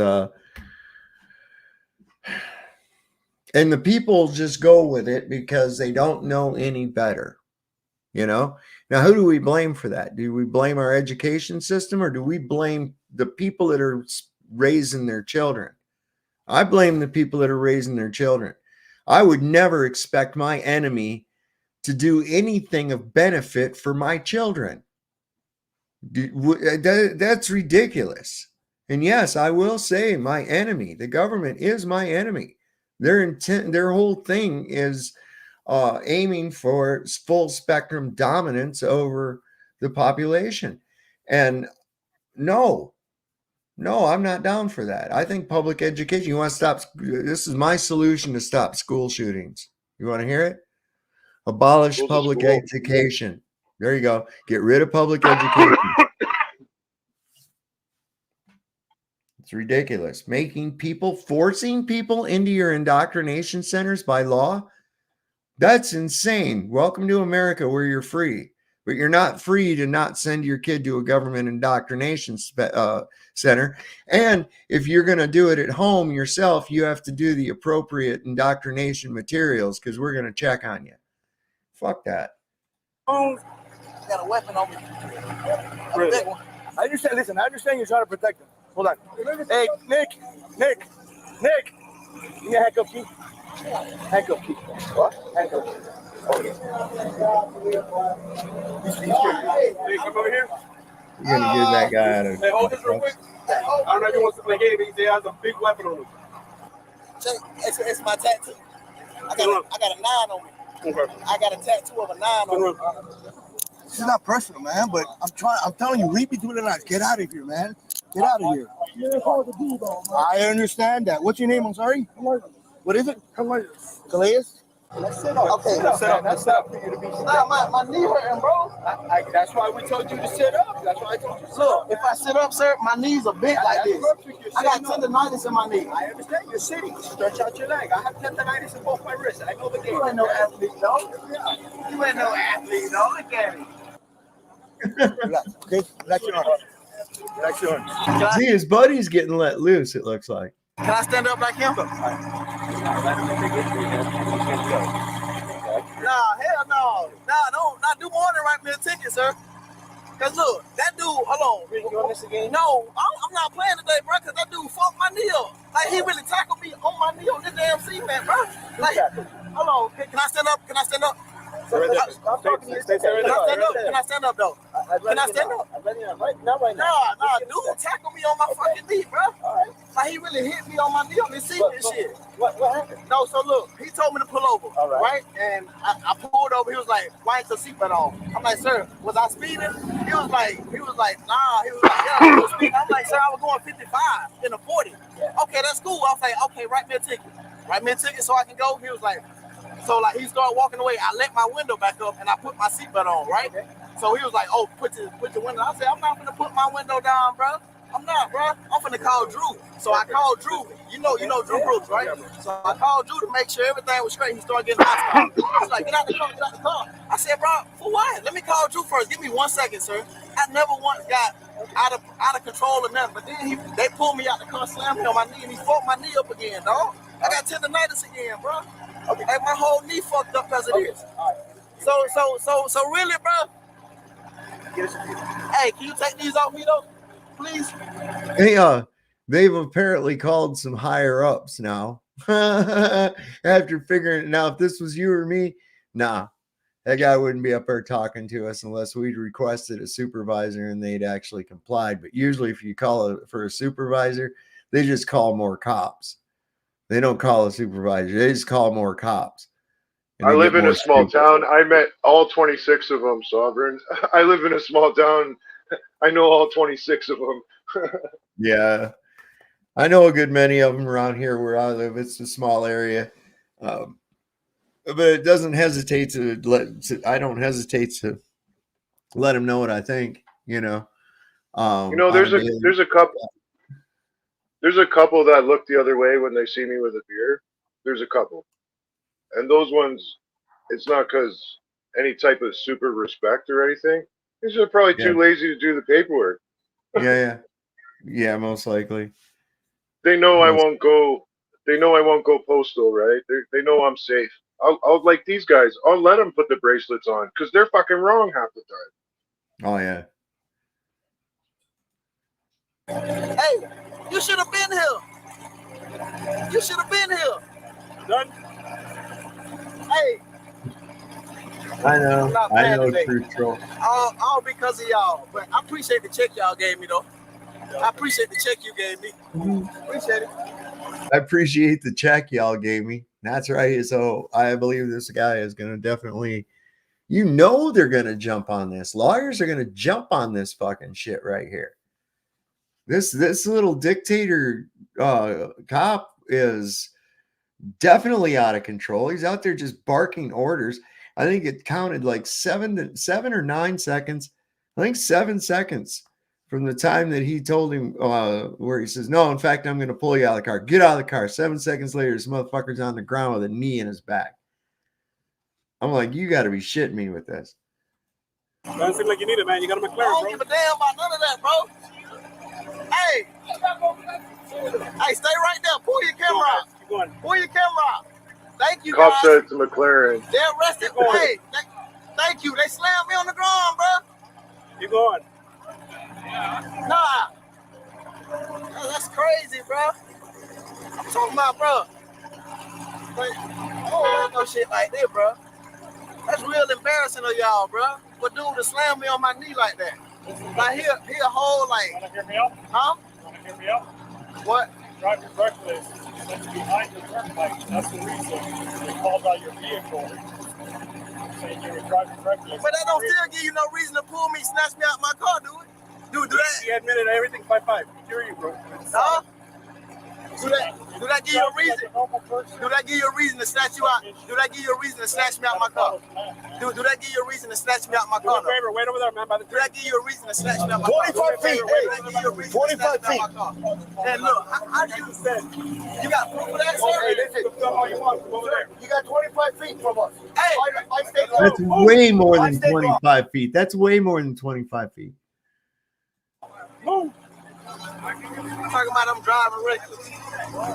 I'll tell you what. Hey, listen, I'll tell you what. He gave you 25. I give you 25. That's 50 feet over there. Hey, that's a tough guy right there. Hey. This motherfucker's thinking yards. Yeah, he's got his scope out, eh? He's scoping shit out.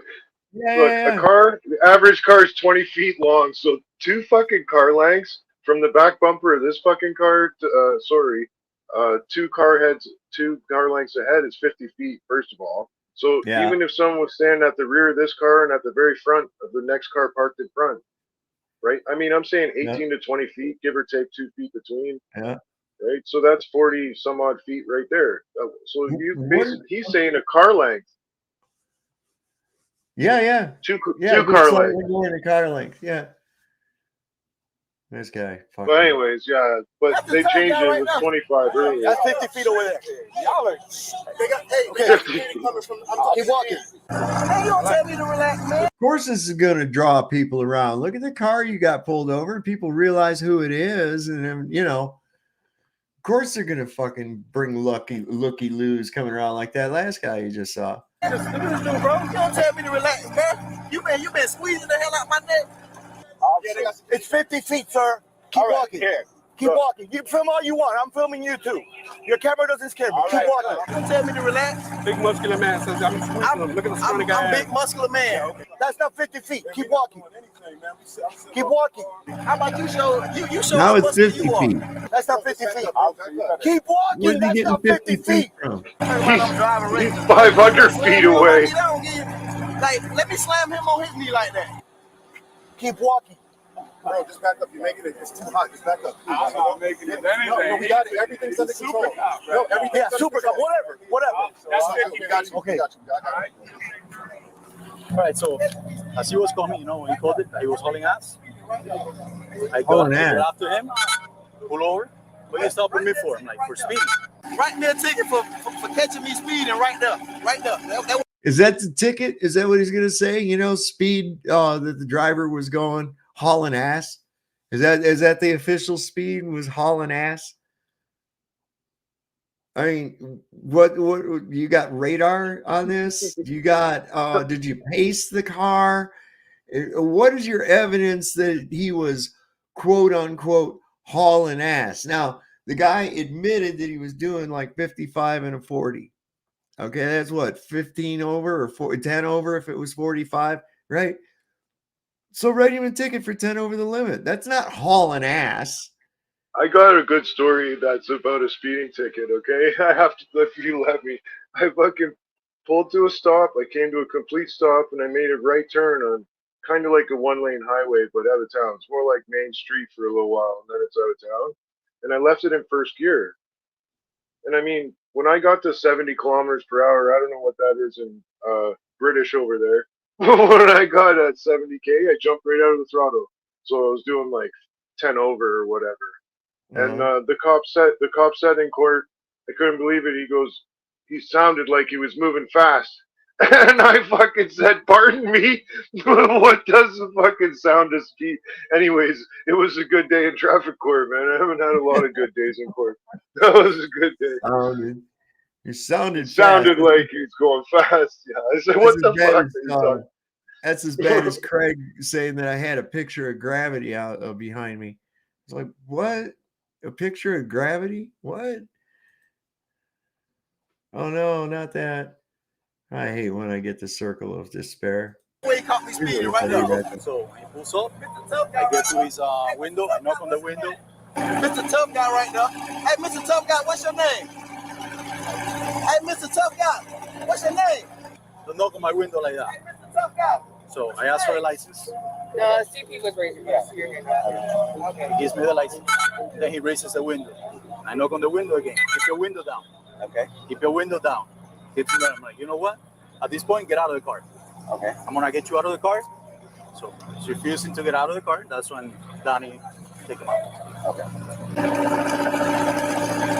I'm just being a black man, that's it. I'm just being black in America, bro. That's all it is. We're dark too, brother. We're people of color too. Don't play like that. I'm just being a black man in America, bro, in a nice car. DWB, man.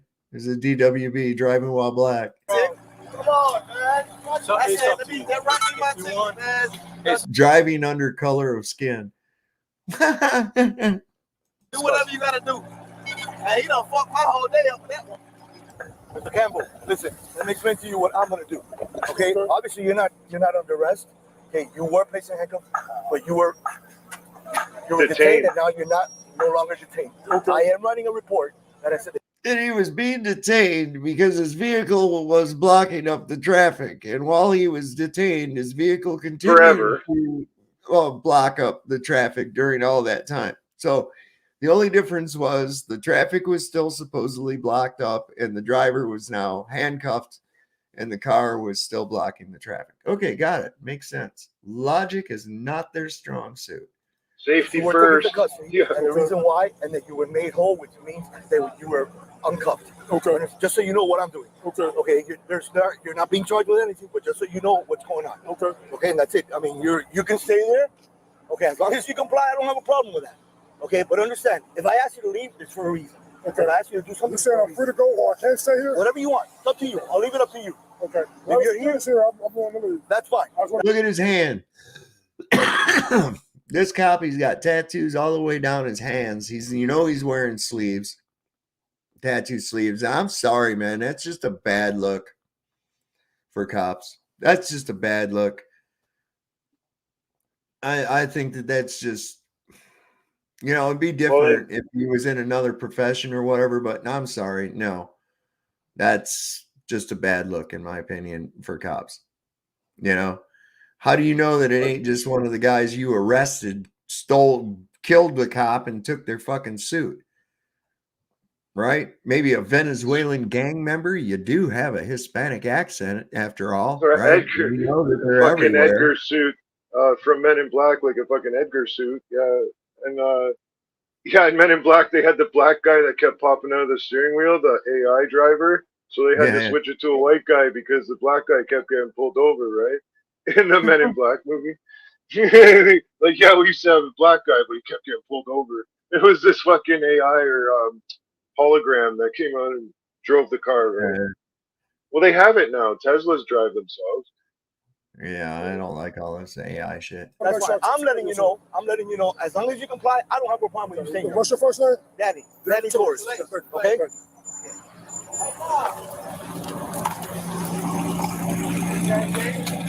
Yeah. I would have faked him out and then shook his hand. I was like, I see it's a lot of people around here. Yeah, apparently he's somebody. I don't even know who he is. Apparently he's somebody. He said. Okay. Okay. Hey, do me a favor. Let you talk to him real quick. He's good. I'll stay. I'm gonna stay good with you.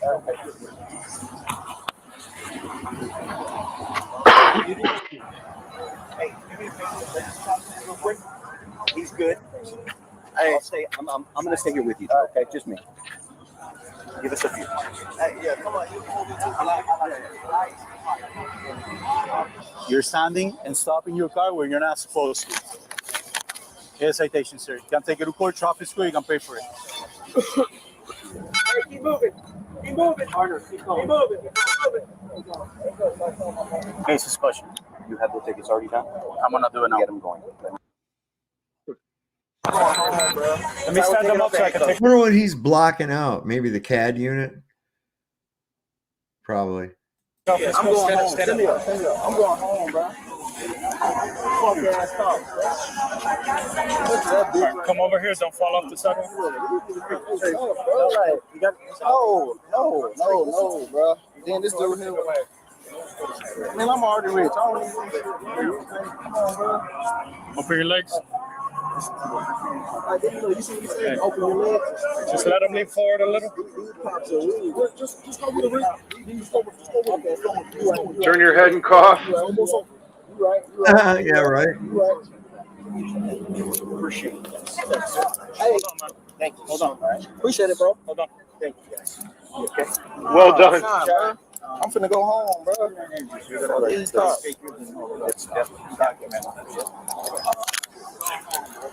Hey, I need for a second. Go pictures. Okay. Take a picture of that officer too. Don't worry, it will be. That's all I need. I want to know what that cop's name is too, man. What happened? He was speeding and then we stopped him. So whatever, he had slowed down. But he showed up, and he could see like he touched the window. And then he could lower the window. Lower the window. And he's like, no, he could lower the window. Lower the window. Well, I'm gonna take you out of the car. Yeah, but he's making it sound like the dude never rolled his window down at all. It was only after he got his license and the dude rolled his window back up and the motherfucker starts asking, oh, no, you got to roll your window back down.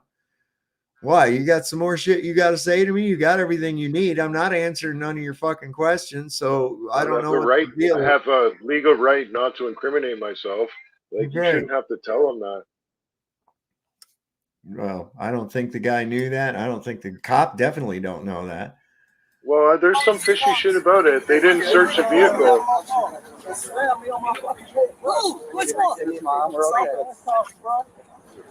He's looking to point out the cop that did it.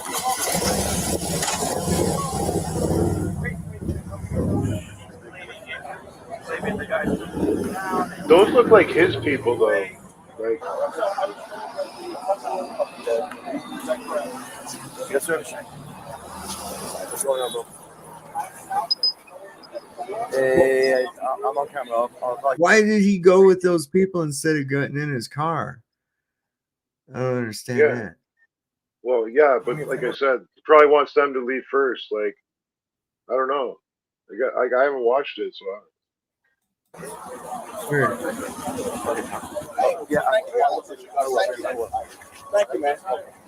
Respect for real, everybody. That's the person. Appreciate it. Hey, I still got love for y'all, brother. I want to be an officer. I respect all y'all. Hey, appreciate y'all. Yeah. Yeah, we're gonna be. Hey, Tariq, real quick. All right, man. Yeah, we are. Appreciate it. Hey, I'll see y'all. All right. Thank you for not shooting me. I don't know. Just screams photo shoot. Yeah, thanks for not shooting me. You probably had a second crack at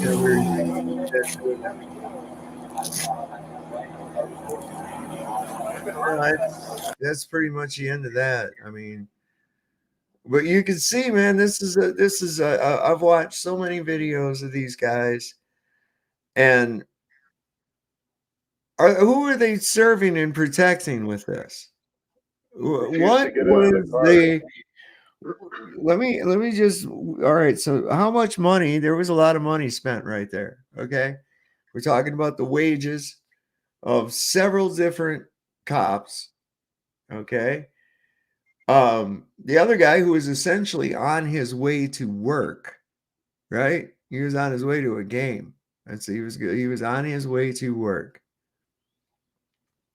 And they blocked up a lane of traffic for what was it that they rectified with this action? What was it? What advantage came about from their actions? Can anybody point out what advantage to society or to anyone else was the end result of this interaction between law enforcement and someone who was going against a code, a civil infraction? Was it worth that money? Was it worth the time? Was it worth the resources? I don't believe so. In my opinion, no, not whatsoever. David Foster is running for Congress. What is your opinion on that, Congressman? We need some reforms. Such as? They need to have better training tactics. What about getting rid of the police union? I don't know. You know, when it comes to government jobs like that, I don't have an opinion on the union, but I know in some areas in the private sector, unions are not necessarily a good thing because they're not a good thing in government neither. Probably it's not. Coercion. It's coercion tactics. Right. And then okay? Plus the union has that one when law enforcement do make errors in judgment and they kill people, albeit by accident, that's where I say their training needs to be reformed because these officers aren't getting charged with anything. And they have a license to kill. It's due to these unions. Now you got to look at it. There's got to be some reform there, because let's face it, a guy like this character that we just saw, maybe even a little more hot-headed and trigger happy than this guy was, wanting itching to use their fucking cop stuff, right? Well, what's going on across They America? shoot somebody. Listen, they shoot somebody. And what happens? They get put on administrative leave. They still get paid. They still get fucking paid. They've got qualified immunity, which is ridiculous because then they're not accountable for their own bad actions. So what happens when somebody sues the department for the wrongdoings of police? What happens? Does the cop suffer? No, the cop doesn't suffer. Taxpayers end up paying the taxpayers foot the bill. That's absolutely right. It's the taxpayers. Okay, so why would they give a fuck? Well, if their house and their boat's on the line, they're going to be a little more cautious in their actions. I understand in states where they have removed qualified immunity, like New Mexico, they're changing their fucking tune about shit when they start fucking with people. Because they don't have that qualified immunity now. If you violate the rights of a citizen and they sue you, you can lose your fucking house. If you did something outside the scope of your job, then you're going to suffer the consequences of it in a civil court. And that's fantastic. That keeps them. Do they actually reduce crime? No, they don't. They don't. In fact, do cops really want there to not be any crime? Of course not. Then they'd be out of a job, right? So but do they really stop crime, or is their main role of the majority of their role is stopping, harassing, and collecting revenue from ordinary people that travel on our highways, or exacting unjust bullshit from an illegal court that they like to call family court? The kind of shit that they're having to respond to anymore is even ridiculous. People call 911 over anything. That's supposed to be emergency services. That's not because your neighbor called you a bad name or you don't like You the can way. text it in now. In my town, you can text a crime in, right? I don't know where the camera is. right You can out. look it off into space. You could text in a crime. So say they text, like, this is what happens to me. Like, I don't want to come on here and whine like a baby or whatever, but I'll tell you some real shit. They'll text and say, like, because it's such a small town, they have to say a stranger has a knife, right? I swear to God, they'll do this shit to me.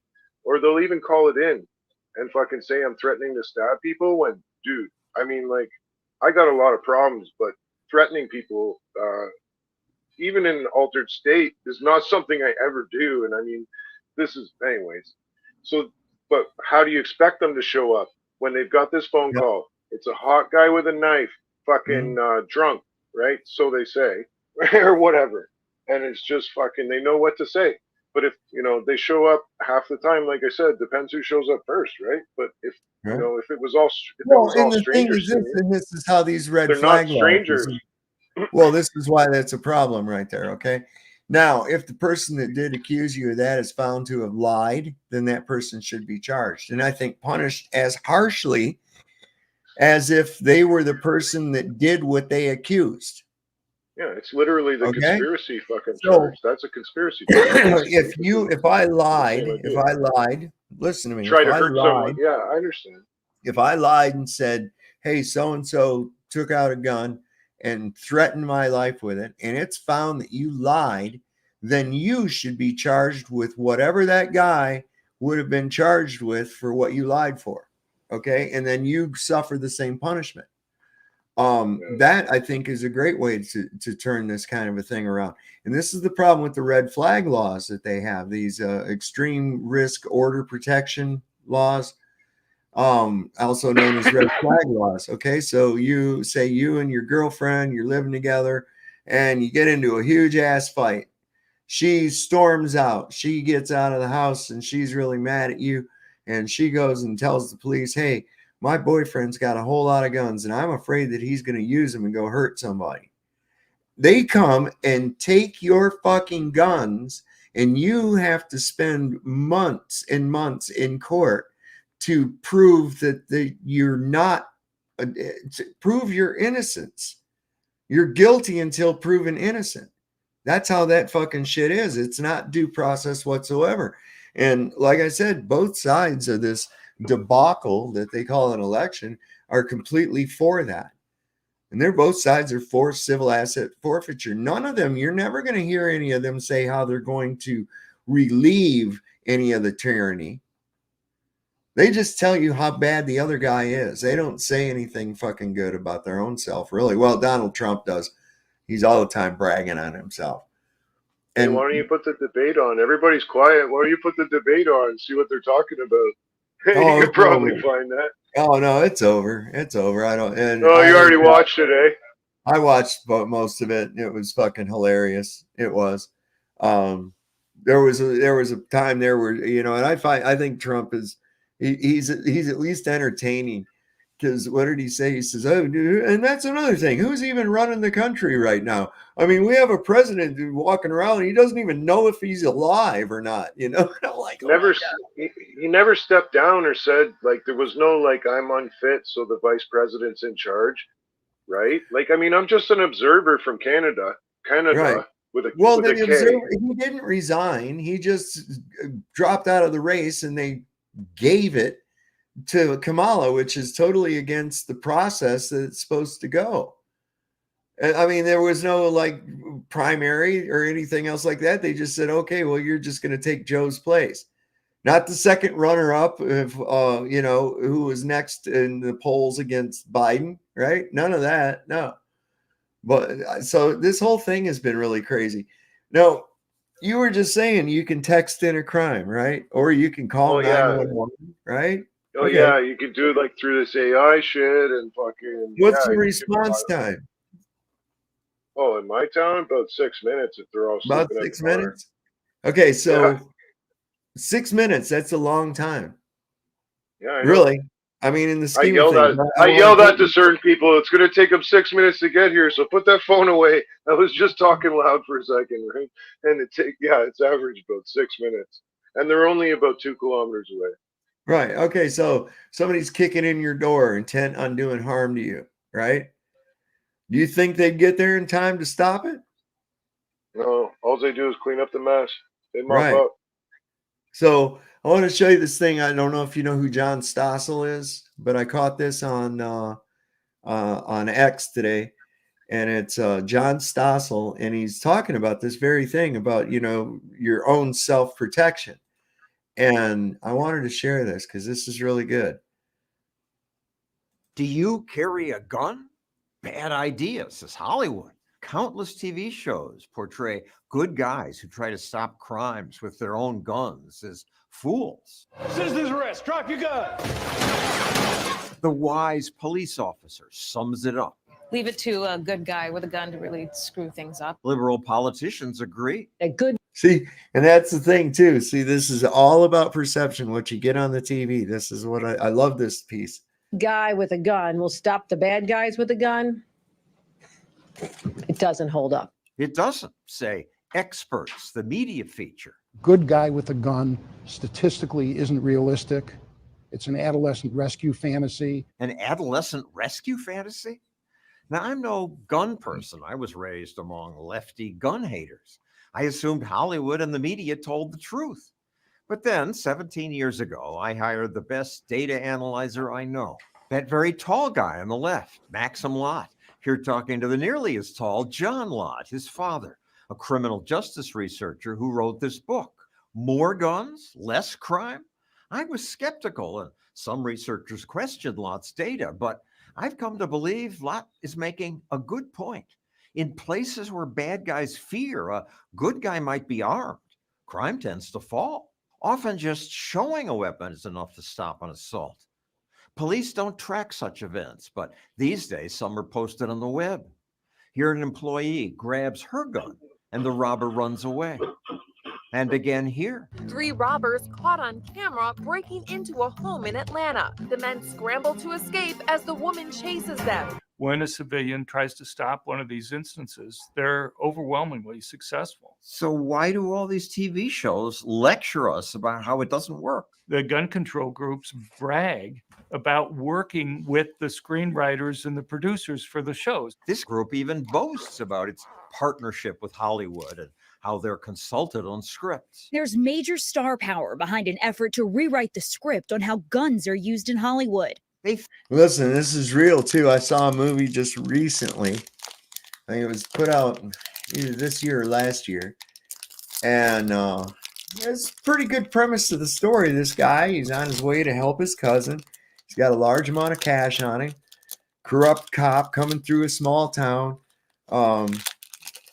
They find his money, take his money, all this other shit, won't give it back to him. Don Johnson's in it. But the whole time, you don't see this guy ever use any guns. He disarms people, but he uses like jujitsu and shit and fucks them all up. And I'm seeing other movies where they're wanting to put them out like that, where they don't have to use guns. But they're still hurting people. What the fuck, right? I'd love to talk about guns, man. Like, fucking guns are cool. Yeah, I want to talk about guns. I agree. I'm just saying, man. Like, I agree. I have more thoughts than I can even express publicly. But yeah, They're no, guns making are us wicked, safer man. because they believe FBI reports that say shooters being killed by citizens is rare.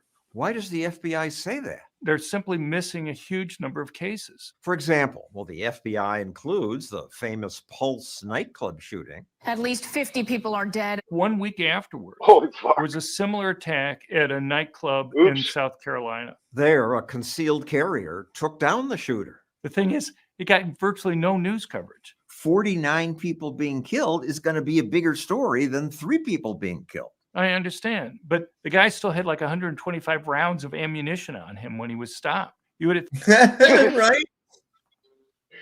You know what I was speaking loudly today, and you know what I was saying? Because I was looking at a car, and I've read a lot about pistols. I'm not a shooter or anything. I just kind of like try and keep up with the tech. And yeah, I was speaking loudly, and I was like, you know what? Someone with a rifled pistol is a serious motherfucker. You know what I mean? Like, if you have a rifled pistol, so you can like red dot someone from like, you know, over 100 yards. Yeah. What do you mean a rifled pistol? Yeah, some pistols all are. pistols, they're all rifled. They have to have Yeah, I twists know. and ballistics.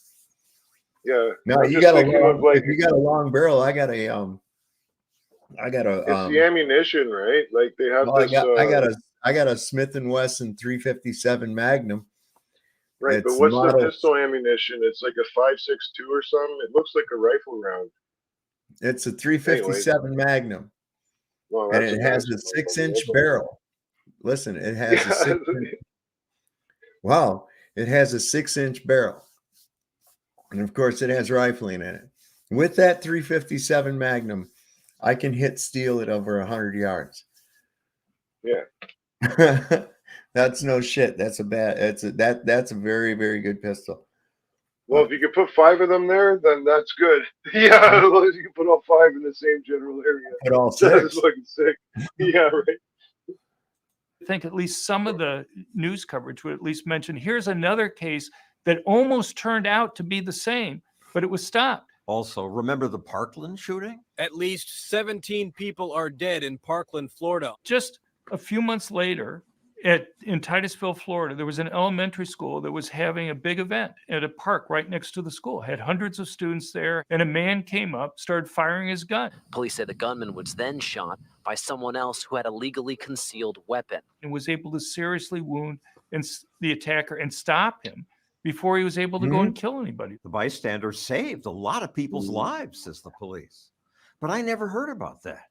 Local media covered it, but hardly got attention beyond that. The FBI somehow also missed it. At crimeresearch.org, Lot lists cases where bystanders stopped shootings, cases that the FBI often ignores, like this one. 3 people are dead, several others injured. Raul Mendez was at a party taking selfies with his pregnant wife, but then a guest at the party began firing at people. Catches me in the right side of the head. Bullet entered right here, right by my ear, goes straight through my Sounds like face and out Trump. my left eye. Somehow, Mendez recovered. I gained consciousness and I unloaded 4 rounds and finished them off. He probably saved the lives of a dozen people, including his wife and daughters. You know, prevented him from, you know, killing those girls. You always carry a concealed gun? I always do.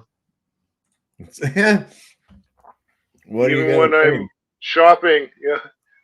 Yeah, no doubt, Especially- right? Yeah, this guy was at a party with his pregnant wife or girlfriend there, and all of a Never sudden leave some home guy- without it now. Yeah, he says never leave home without it. And then some guy just starts, you never know when something like that. And why not? Why not? Why not have that extra added bit of security, to yourself? You never know. Why? It's just about being prepared. The FBI records instances like this, but somehow they have no record of your case. They're not recording the true numbers, guns actually saved. It's one of many cases like that the FBI is missing. It happened. Why wouldn't they include this? There's a lot of political views that people let infect their data. I had interactions with the people in the FBI. I had people go and tell me, well, I'm a Democrat. pressure As a is what response, runs the world. as if somehow that's how we determine whether or not to fix the data. The FBI who carry guns are anti-gun. It's just not believable. I think the people at the top, are more politically motivated than maybe your rank and file FBI agent. If they think that it would go against the narrative that they want to go and push, then they'll fight you. We asked the FBI about those cases they missed. They responded, their data is not intended to explore all active shooter incidents, but rather to provide a baseline understanding. Seems like they admit their data's incomplete, but the media sure don't. This kind of outcome is rare. This is very rare. No, self-defense is more common than they say, and it does stop lots of crimes. It'd be great if we could just get all guns to disappear. But the problem is that when you go and you ban guns, It's basically the most law-abiding good citizens who obey them. Every place in the world that's either banned all guns or all handguns has seen murder rates go up. Why would that happen? If you're primarily disarming their victims, you make it easier to commit the crimes. But the There you go. so-called experts still say There haven't been good guys with a gun who stop mass shootings. It's the kind of thing you learn from reading Where are all comic these books. fucking guns I coming from? was prepared and it saved lives. There's no comic book story about that. Those are facts. That's what happened. I was there. I'm sure there's many more out there that'll go unheard. Like, I have something to say about that because I'm an observer from Canada with a K. Hmm? Where are all these fucking guns coming from, man? Are the military dropping them manner off of in big different fucking... places. No, All I know, manner of but different they're not places. I scratched mean, I up don't pieces even- of shit from Taiwan. These are fucking brand new, out of the box fucking weapons Hmm? these kids are toting. CIA Whether in it's the past has been the CIA in the past has been caught dumping crates of fucking guns and shit off the in the inner cities and shit to these gangs and stuff. Yeah, Well, it's that's what I nuts. mean. They're not getting them from the fucking store, probably even. Like, there's Mm. that many. It seems. Mm-hmm. Mm-hmm. So while they get easy as hell, people If you want paperwork, have to jump through hoops and hope that their daddy government allows them the right to protect themselves. Isn't that fucking silly? Hey, can I plug a random gun guy on YouTube? Yeah, I It's reckon. Kentucky Ballistics, and he just like shoots everything. He's always shooting big weapons and shit. But yeah, this guy Kentucky Ballistics, he's pretty funny, man. And I think one day there he had a 50 cal Glock, and fucking it holds 7 50 cal Glock, and he unloaded it a few times, man. He fucking hits what he's pointing at. This guy, it's pretty funny. He does like a comedy skit and shit. It's a whole spiel. I think I fucking deja vu. I think I said this before. But anyways, fucking a 50 cal blew up in his You face. said you wanted to see the Trump debate. Oh yeah. Well, that's about what I thought. Yeah. The president is racist. Kamala Harris is a fat bitch. I'm speaking. His ears fucked And up. I'm a woman. Oh, it's woman time. Speaking.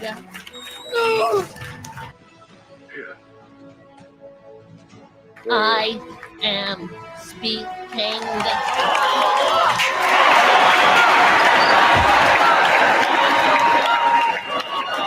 Kamala. I'm speaking. Kamala. The moderators have decided that the mics will be muted like in the last debate, so no one can interrupt. Isn't that great? Lip sync. Yeah. The border has been a complete mess under her. The number of people entering this country has been bigger than maybe any time in history. People are struggling to afford food, and she wants to give more free stuff away. Become a member at freedomtunes.com for exclusive cartoons. And I gotta say, it was kind of like that because even though her mic was muted, he had to tell her, "Says, excuse me, I'm talking," and that was killer, right? Because that was her line, right? But she was trying to interrupt him, but her mic was muted. Then he used her line on her, "Excuse me, I'm talking," and I thought me and my wife just started laughing. I said, "This motherfucker's trolling the fuck out of her, man." Were they He in really the is. same room though? But were they Yeah. even in the same fucking room? Wow. Yeah. How do you know? Welcome to Yeah. fucking the Matrix, man. Right? Like, All right, let's not get no, too I know weird. it's funny though. Well, I mean, how do you know? Like, oh, you're gonna go as far as to say Biden's wearing a fucking mask and shit like this, man? Like, You know, how do you know it? he's got some wrinkly shit that ain't right. You know, that one that showed his thing dented up on his back. There's Ryan. What's happening, Ryan? Check this out. I think I see Luke. This was Luca was caught on camera at a some kind of a festival or dancing girls or something. I don't know. Cosplay.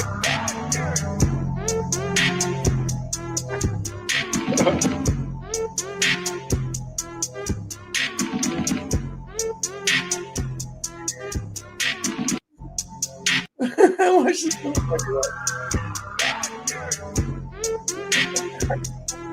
If it was that easy, eh? If it was only that easy. What the fuck? And then he looks back at the camera and just smiles. I thought that was hilarious. That was great. Yeah, this is what I said to Duffy today. On his thing, he said, another flat earther has declined having someone else pay for them to go to Antarctica. You can't make this stuff up. And then he linked to his video. I said, such a Christian. Devise a system of mockery towards anyone that doesn't want to join your shit show. What? That's what Jesus would do, right? You're as full of shit as a Christmas goose, Duffy. Anyway. You got it, man. You got it, man. You have to. Yeah, I like when people comment on my shit. I just text them back and like, oh, I know. I get a kick out of it. I'm wrong. So I'm this wrong. is pretty. This is pretty roasty. This is pretty roasty. Check this out. Candace Owens been pretty vocal lately. There once was a president named JFK, well liked. In 1963, he had a little bit of a brush up with what was then known as the American Zionist Council. In June of that year, 1963, the American Council for Judaism issued a newsletter saying that they were being asked by the Justice Department to register as a foreign agent of the state of Israel. And they had Senate hearings, 2 Senate hearings that year, to look into Israeli foreign agents. And JFK was demanding, his DOJ was demanding for the AZC registration. They were like, you are a foreign agent of Israel. And the department wrote to them in October 11th of 1963, the DOJ wrote a demand to the AZC, the American Zionist Congress, to respond within 72 hours regarding them registering as a foreign agent. And guess what happened? And I guess that ended up working in their favor, because then LBJ became president. And LBJ was very pro-Zionist organization. And his aunt, and this is, by the way, looking at a Jerusalem Post headline here, because I know I get in trouble for knowing these things. A friend indeed. New evidence reveals the incredible aid Lyndon Johnson lent to the Jews. And from a direct quote from that article is, research into Johnson's personal history indicates that he inherited his concern for the Jewish people from his family. His aunt Jessie Johnson Hatcher, a major influence in LBJ, was a member of the Zionist Organization of America. Aunt Jessie had nurtured LBJ's commitment to befriending Jews for 50 years. As a young boy, Lyndon watched his politically active grandfather, Big Sam, and his father, Little Sam, seek clemency for Leo Frank, the Jewish victim of blood libel in Atlanta. Fast forward today, AIPAC has just surpassed $100 million of spending on 2024. And if you don't know the case of Joseph Frank, look into it. It's really something else, man. You really need to look into that. There once was a president named There's a lot that people has been hidden in history. Here's a good one. Here's how to properly navigate a DUI checkpoint. This works. I'm not kidding. I've seen this more than a few times. How you doing, sir? We're doing DUI checkpoint and driver's license check tonight. Identify yourself, please. Deputy Hess with the Sheriff's Office. Badge number. 4920. Is your body cam rolling? I can turn it on if you like. Thank you. Yep. Want to see your driver's license real quick? Before we proceed, I want to inform you that I don't consent to any searches or seizures. I'm also, under the advice of my attorney, not going to answer any questions without my lawyer present. You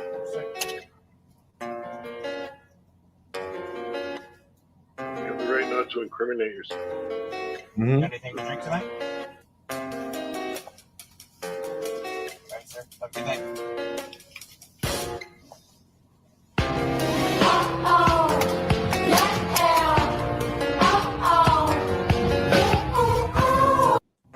So there it is right there. He says, you have anything to drink tonight? The dude just sat there.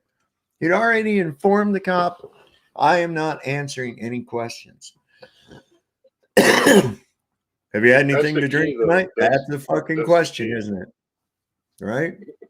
Daisy Sophia May, cult member number 1111, said that was excellent. Yeah, I enjoy to see people exercising that too, because think about this. The police have to have a reason to pull you over, right? They have to have a reason to pull you over. So if they can't pull you over without a reason, what makes it okay for them to pull over everybody for without a reason? Well, No in reasonable Ontario, suspicion, no crime being committed, nothing. They're just going to go ahead and pull everybody over. They're going to, if they violate everybody's rights, then it's okay.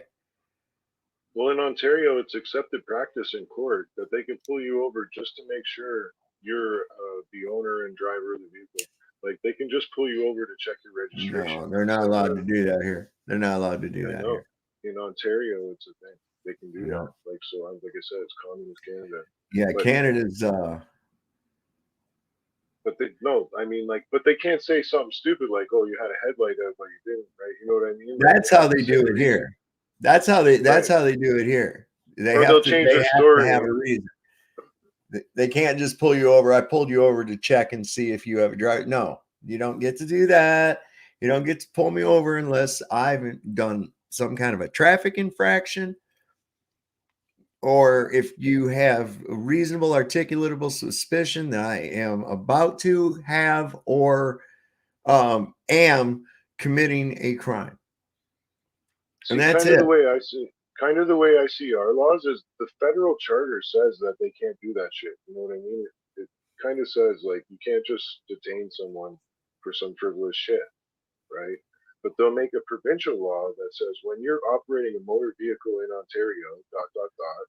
Yeah. you will have to do these certain things, and that's part of owning your license. So you've signed Yeah. over rights when you get your license. Is the way I'm interpreting it, right? In this case. So there's a bunch of shit going down in New York City, I think is what I'm hearing. Said they're rounding up. I mean, there's FBI involvement, all kinds of crazy shit.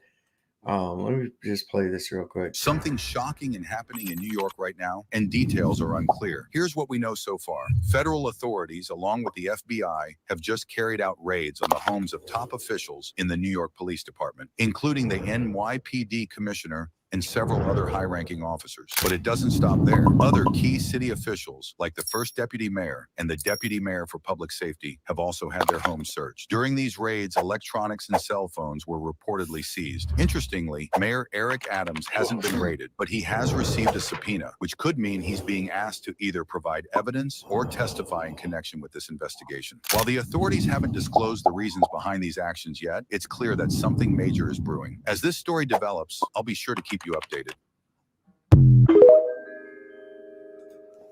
So I don't know. Has anybody else heard anything about that?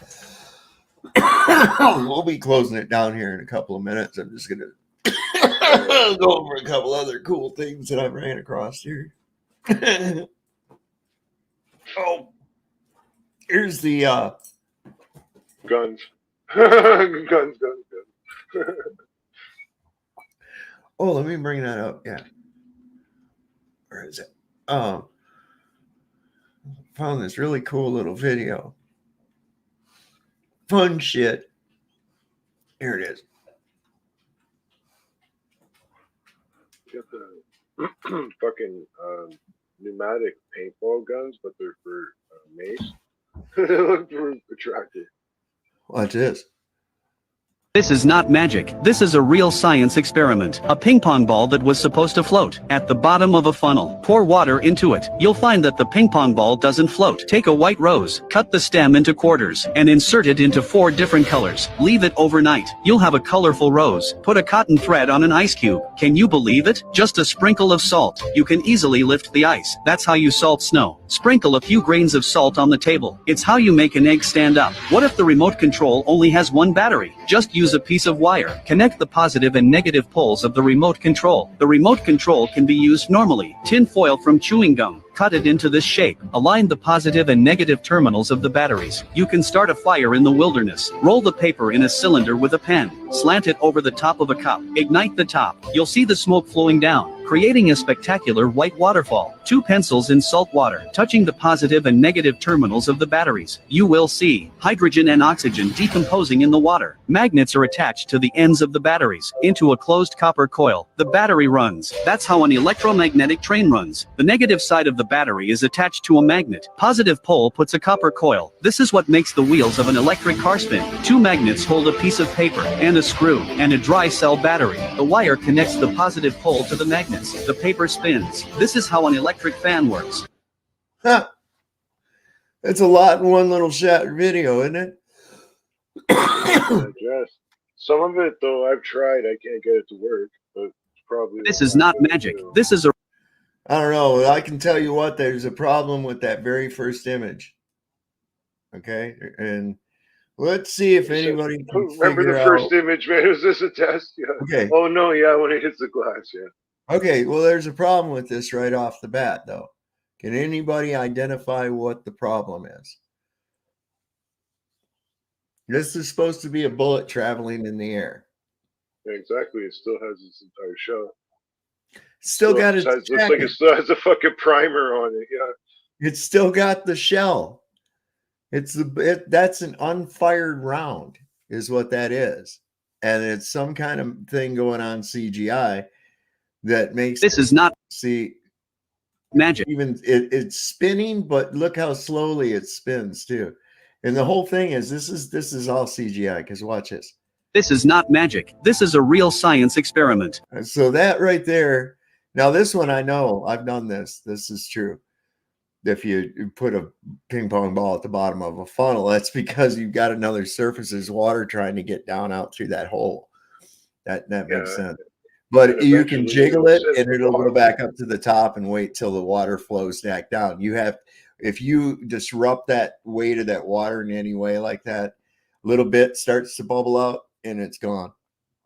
So that's some crazy shit. Of course it's yeah, some shit, it's kind of interesting. I like some of those channels you see that they've got some really cool little experiments that you can do yourself. But sometimes you got to be careful, like especially the worst one I got to say has got to be TikTok. Has got to be one of the worst ones. So this is kind of interesting little video real quick too. Given what was going on, listen, there's a lot of truth coming out these days that goes against the narrative that we've always been given. And was it Witsit put this one out? He said in June of 1940, Mustache Man extended a peace offer to the British Empire, proposing an alliance in which Germany would defend Britain from any external threats, including his own allies. This offering could be found in both the British and German archives, David Irving explains. And I have a copy of the offer on the computer. So let me bring this up. This is kind of cool.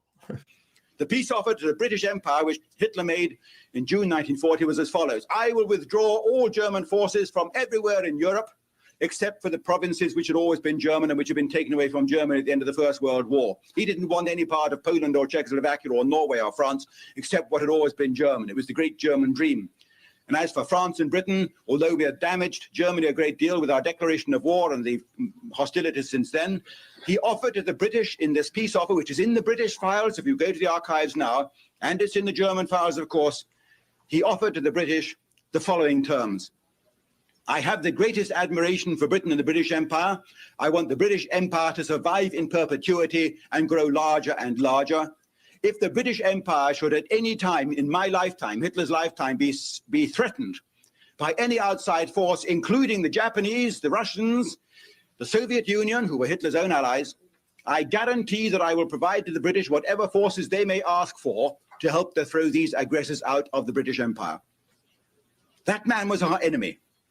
This was the man we were taught to defend our empire from. And yet we read the secret American papers and we see Roosevelt in his cabinet meetings talking to his cabinet members, people like the Secretary of the Interior, Henry F. Ickes, and saying, my great ambition in life is to see the destruction of the British Empire, beginning with India. That man was our ally. Now it begins to get rather confused, doesn't it?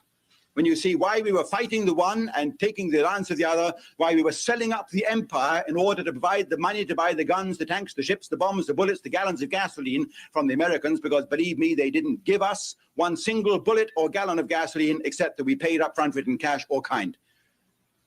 I mentioned the battleship to you that Roosevelt sent down to Simonstown to pick up our last cash reserves.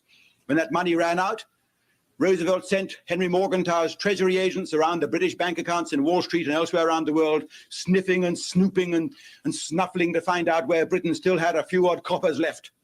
Because as he told his own cabinet, I'm going to get every penny out of the British that I can. This was in the early part of 1941. All this altruistic idealism that we're told about now, how the Americans saved civilization and liberty and freedom. We hit them in the money, man. They owned everything. That's the first thing I wanted to say was the empire, the British Empire owned Africa, India. We'd already sorted it out. And I had this other thing that hit me when I was watching it. It was like, you know why they call it a fucking world war? The peace offer to the... Because it is a fucking world war. It's not this bullshit skirmishes, proxy war shit. No, eventually a line gets drawn in the sand and these two fucking entities go at it, man. That's how I feel about it. Just hearing that for the first time, I had that thought, and I was like, you know what? Maybe it is, you know, not even good versus evil, just like two clans that just, you know, actually are competing, you know, above all our heads. You want to see something really disturbing? Who's been smoking? Who's been smoking tonight? Hopefully, all of you. Smoking too much weed. This AI is completely out of fucking control, man. That's what I'm saying. This is a mind trip. Watch this shit.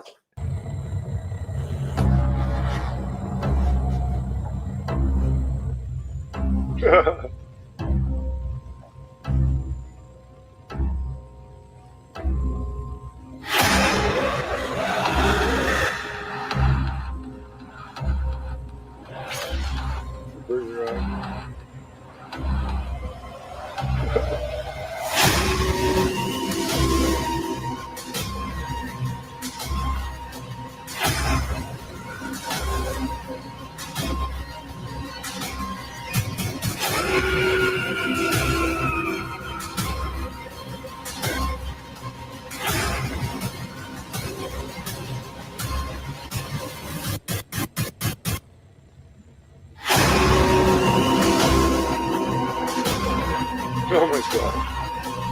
How could I ever want to see that?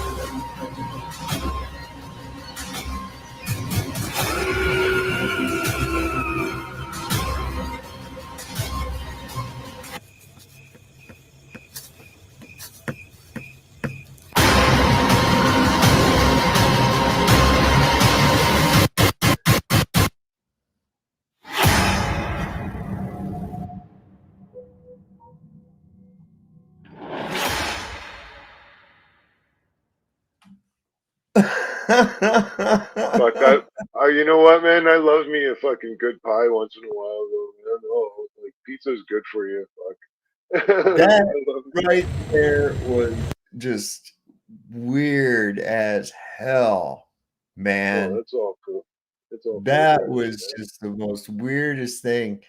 Here's another little thing I ran across too about I'm like getting into. There's like all kinds of crazy shit I found, man. Notes in the Geneva Bible. Okay, I'm afraid of all these people. Yeah, I'm like afraid of fucking Kim Jong Un. He's gonna nuke us. No, I'm just kidding. Oh, fuck. I'm so against nukes right now. I'm like, I Really? don't even fucking know. Yeah, well, I don't think nukes are as big a deal as everybody thinks. You know what I They're mean? not even real. There's no such thing. Yeah. There's not. There's no such thing. Fuck 'em. Yeah, fuck No, 'em. I mean for real. There's no such thing as a nuclear bomb. No, not the way It's a they hoax. describe it. Anyway. They've had people They in couldn't- fear. They've had people in fear of something that doesn't exist now for over 80 years. Yeah, there's probably technology though. Like, No, I mean, they got big bombs. Yeah, no, they don't have nuclear bombs. All that shit they show you in the movies is fucking horse shit. No, but reactions, right? Like if you put like I don't want to talk too much, but if you have a bunch of magnesium near something that explodes, like that's all gonna get really hot, really Well, fast. the same things with dynamite. You know, why do you think they equate it to megatons of TNT in the first place. Yeah, right. So they're dropping these 1,000-pound things out of a fucking airplane. Well, are they though? Well, Are I they? know, but I'm pretty sure they got bombs though, like regular. Well, I don't know. They were told they dropped, but I think they just pile up a whole bunch of shit somewhere and blow it up, and everybody watches it from some distance, and they have a plane fly over around the same time or something, you know. Yeah, it's a fucking show, all of it. But this is interesting right here. It says some notes in the Geneva Bible may indicate that how'd that say it? Let me see. It says that some events may have already passed. And I know that Jehovah's daughter Barbara is into the theory that the millennial reign has already come and gone, and we are actually in Satan's short season. There's other people that say no, this is that's not true, but I don't know. This goes along these lines. Pay attention, Barbara. Why is nobody talking about this? In the 1560 Geneva Bible, there are some very interesting notes on the sidelines here. In Matthew 16:28, it says, "Verily I say unto you, there will be some of you that stayed here, which shall not taste of death till they have seen the Son of Man come in his kingdom." The notes reads, this was fulfilled in his resurrection. In Mark 13:30, it says, "Verily I say unto you that this generation shall not pass till all these things be done." The notes say this word signifies a space of 100 years, albeit this came to pass before 50 years. And in Luke 21:32, Jesus says, "Verily I say unto you, this age shall not pass till all these things be done." The notes say, for all these things came within 50 years. Whoa. Again, if all of this is true, and the lost books of the Bible that I showed you in the last video says Jesus was here in the year 5500 was his resurrection, and the Geneva Bible is telling you 50 years after his resurrection came the millennial reign, where are we really? So if his reign was in the year 5550 and it lasts 1,000 years to 6550, where are we now on the timeline? We're in the time of Satan. We're in the little season. And that's quite obvious for what's going on in the world today. That's crazy. I refuse to follow the script. Why is nobody? I'll never accept defeat. That's pretty crazy. Oh, let's see. I think, this is pretty funny. This girl, she's so adamant about this. And then I think we're going to shut her down, but this is funnier than hell. You're going to love this. If I'm in second place and you pass me, what place are you in? First. First place. Yes. I'm in second place and you pass me. Well, how would you be in first place? Because I passed you. I passed you, so I'm in first. I'm in second place, though. Congratulations. Now I'm in first because I passed you. I passed you. Are we running? Are we driving? It doesn't matter. I passed you. I'm in first. No. Just don't get upset that you're not good at running or driving or whatever, and I passed you. Okay, but I'm in second place. Yes, and then I you understand. pass me. Right. Okay. So what place would you be in? First. The answer's wrong. How? How? I'm in second place. You pass me. There's somebody in first place. I'm in second. You pass me. That means how dumb that she is. you would be in second place. Hey, so my phone's gonna die before you cut it. Yeah, but I was thinking that too. But then I was thinking if she played it like, you know what, I'm first between me and you, I'm still better than you. Like between me and you, I'm still first. But no, she played the blonde you could see the look on her face. You could see the look on her face when she realized, oh fuck, I didn't think about that, because she was really adamant that she was first. If I'm in second, that was great. I love it. Well, I think that's going to pretty well cut it for tonight. That's about all I wanted to go over. I really want to give Lucky Haskins a shout out. Wow, you nailed it. How very Christian.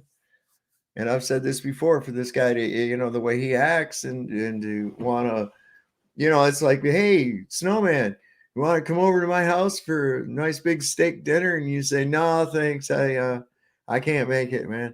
And I said, well, fuck you. What are you, chicken or something, asshole? You know, look, he turned down a free fucking steak meal. What kind of an idiot does that? Now, is that how you were supposed to treat people? No, I wouldn't. If you're a Christian not pastor, on the air. Not on the air. You're a big old Christian pastor, and that's how you treat people, eh? Nice. All right, Kevin, you got anything you want to leave everybody with? Kevin, you still there, brother? Wake up. Wake up. Right. Yeah. All right, that was man. funny one. All right, man. My shit's gonna die anyways. Thanks, man. Yeah. Get off, all right. Okay, I'll see you. All right, brother. All right, I'll see you. Yeah. All right. Well, thanks for everybody for joining up here tonight, and I hope you had a good time. Be sure and if you're not subscribed, subscribe. Hit the bell notification button so you can, you know, hopefully by the grace of YouTube, they'll notify you that I'm going live or that I've uploaded a video or whatnot. Comment below what you think on some of these topics.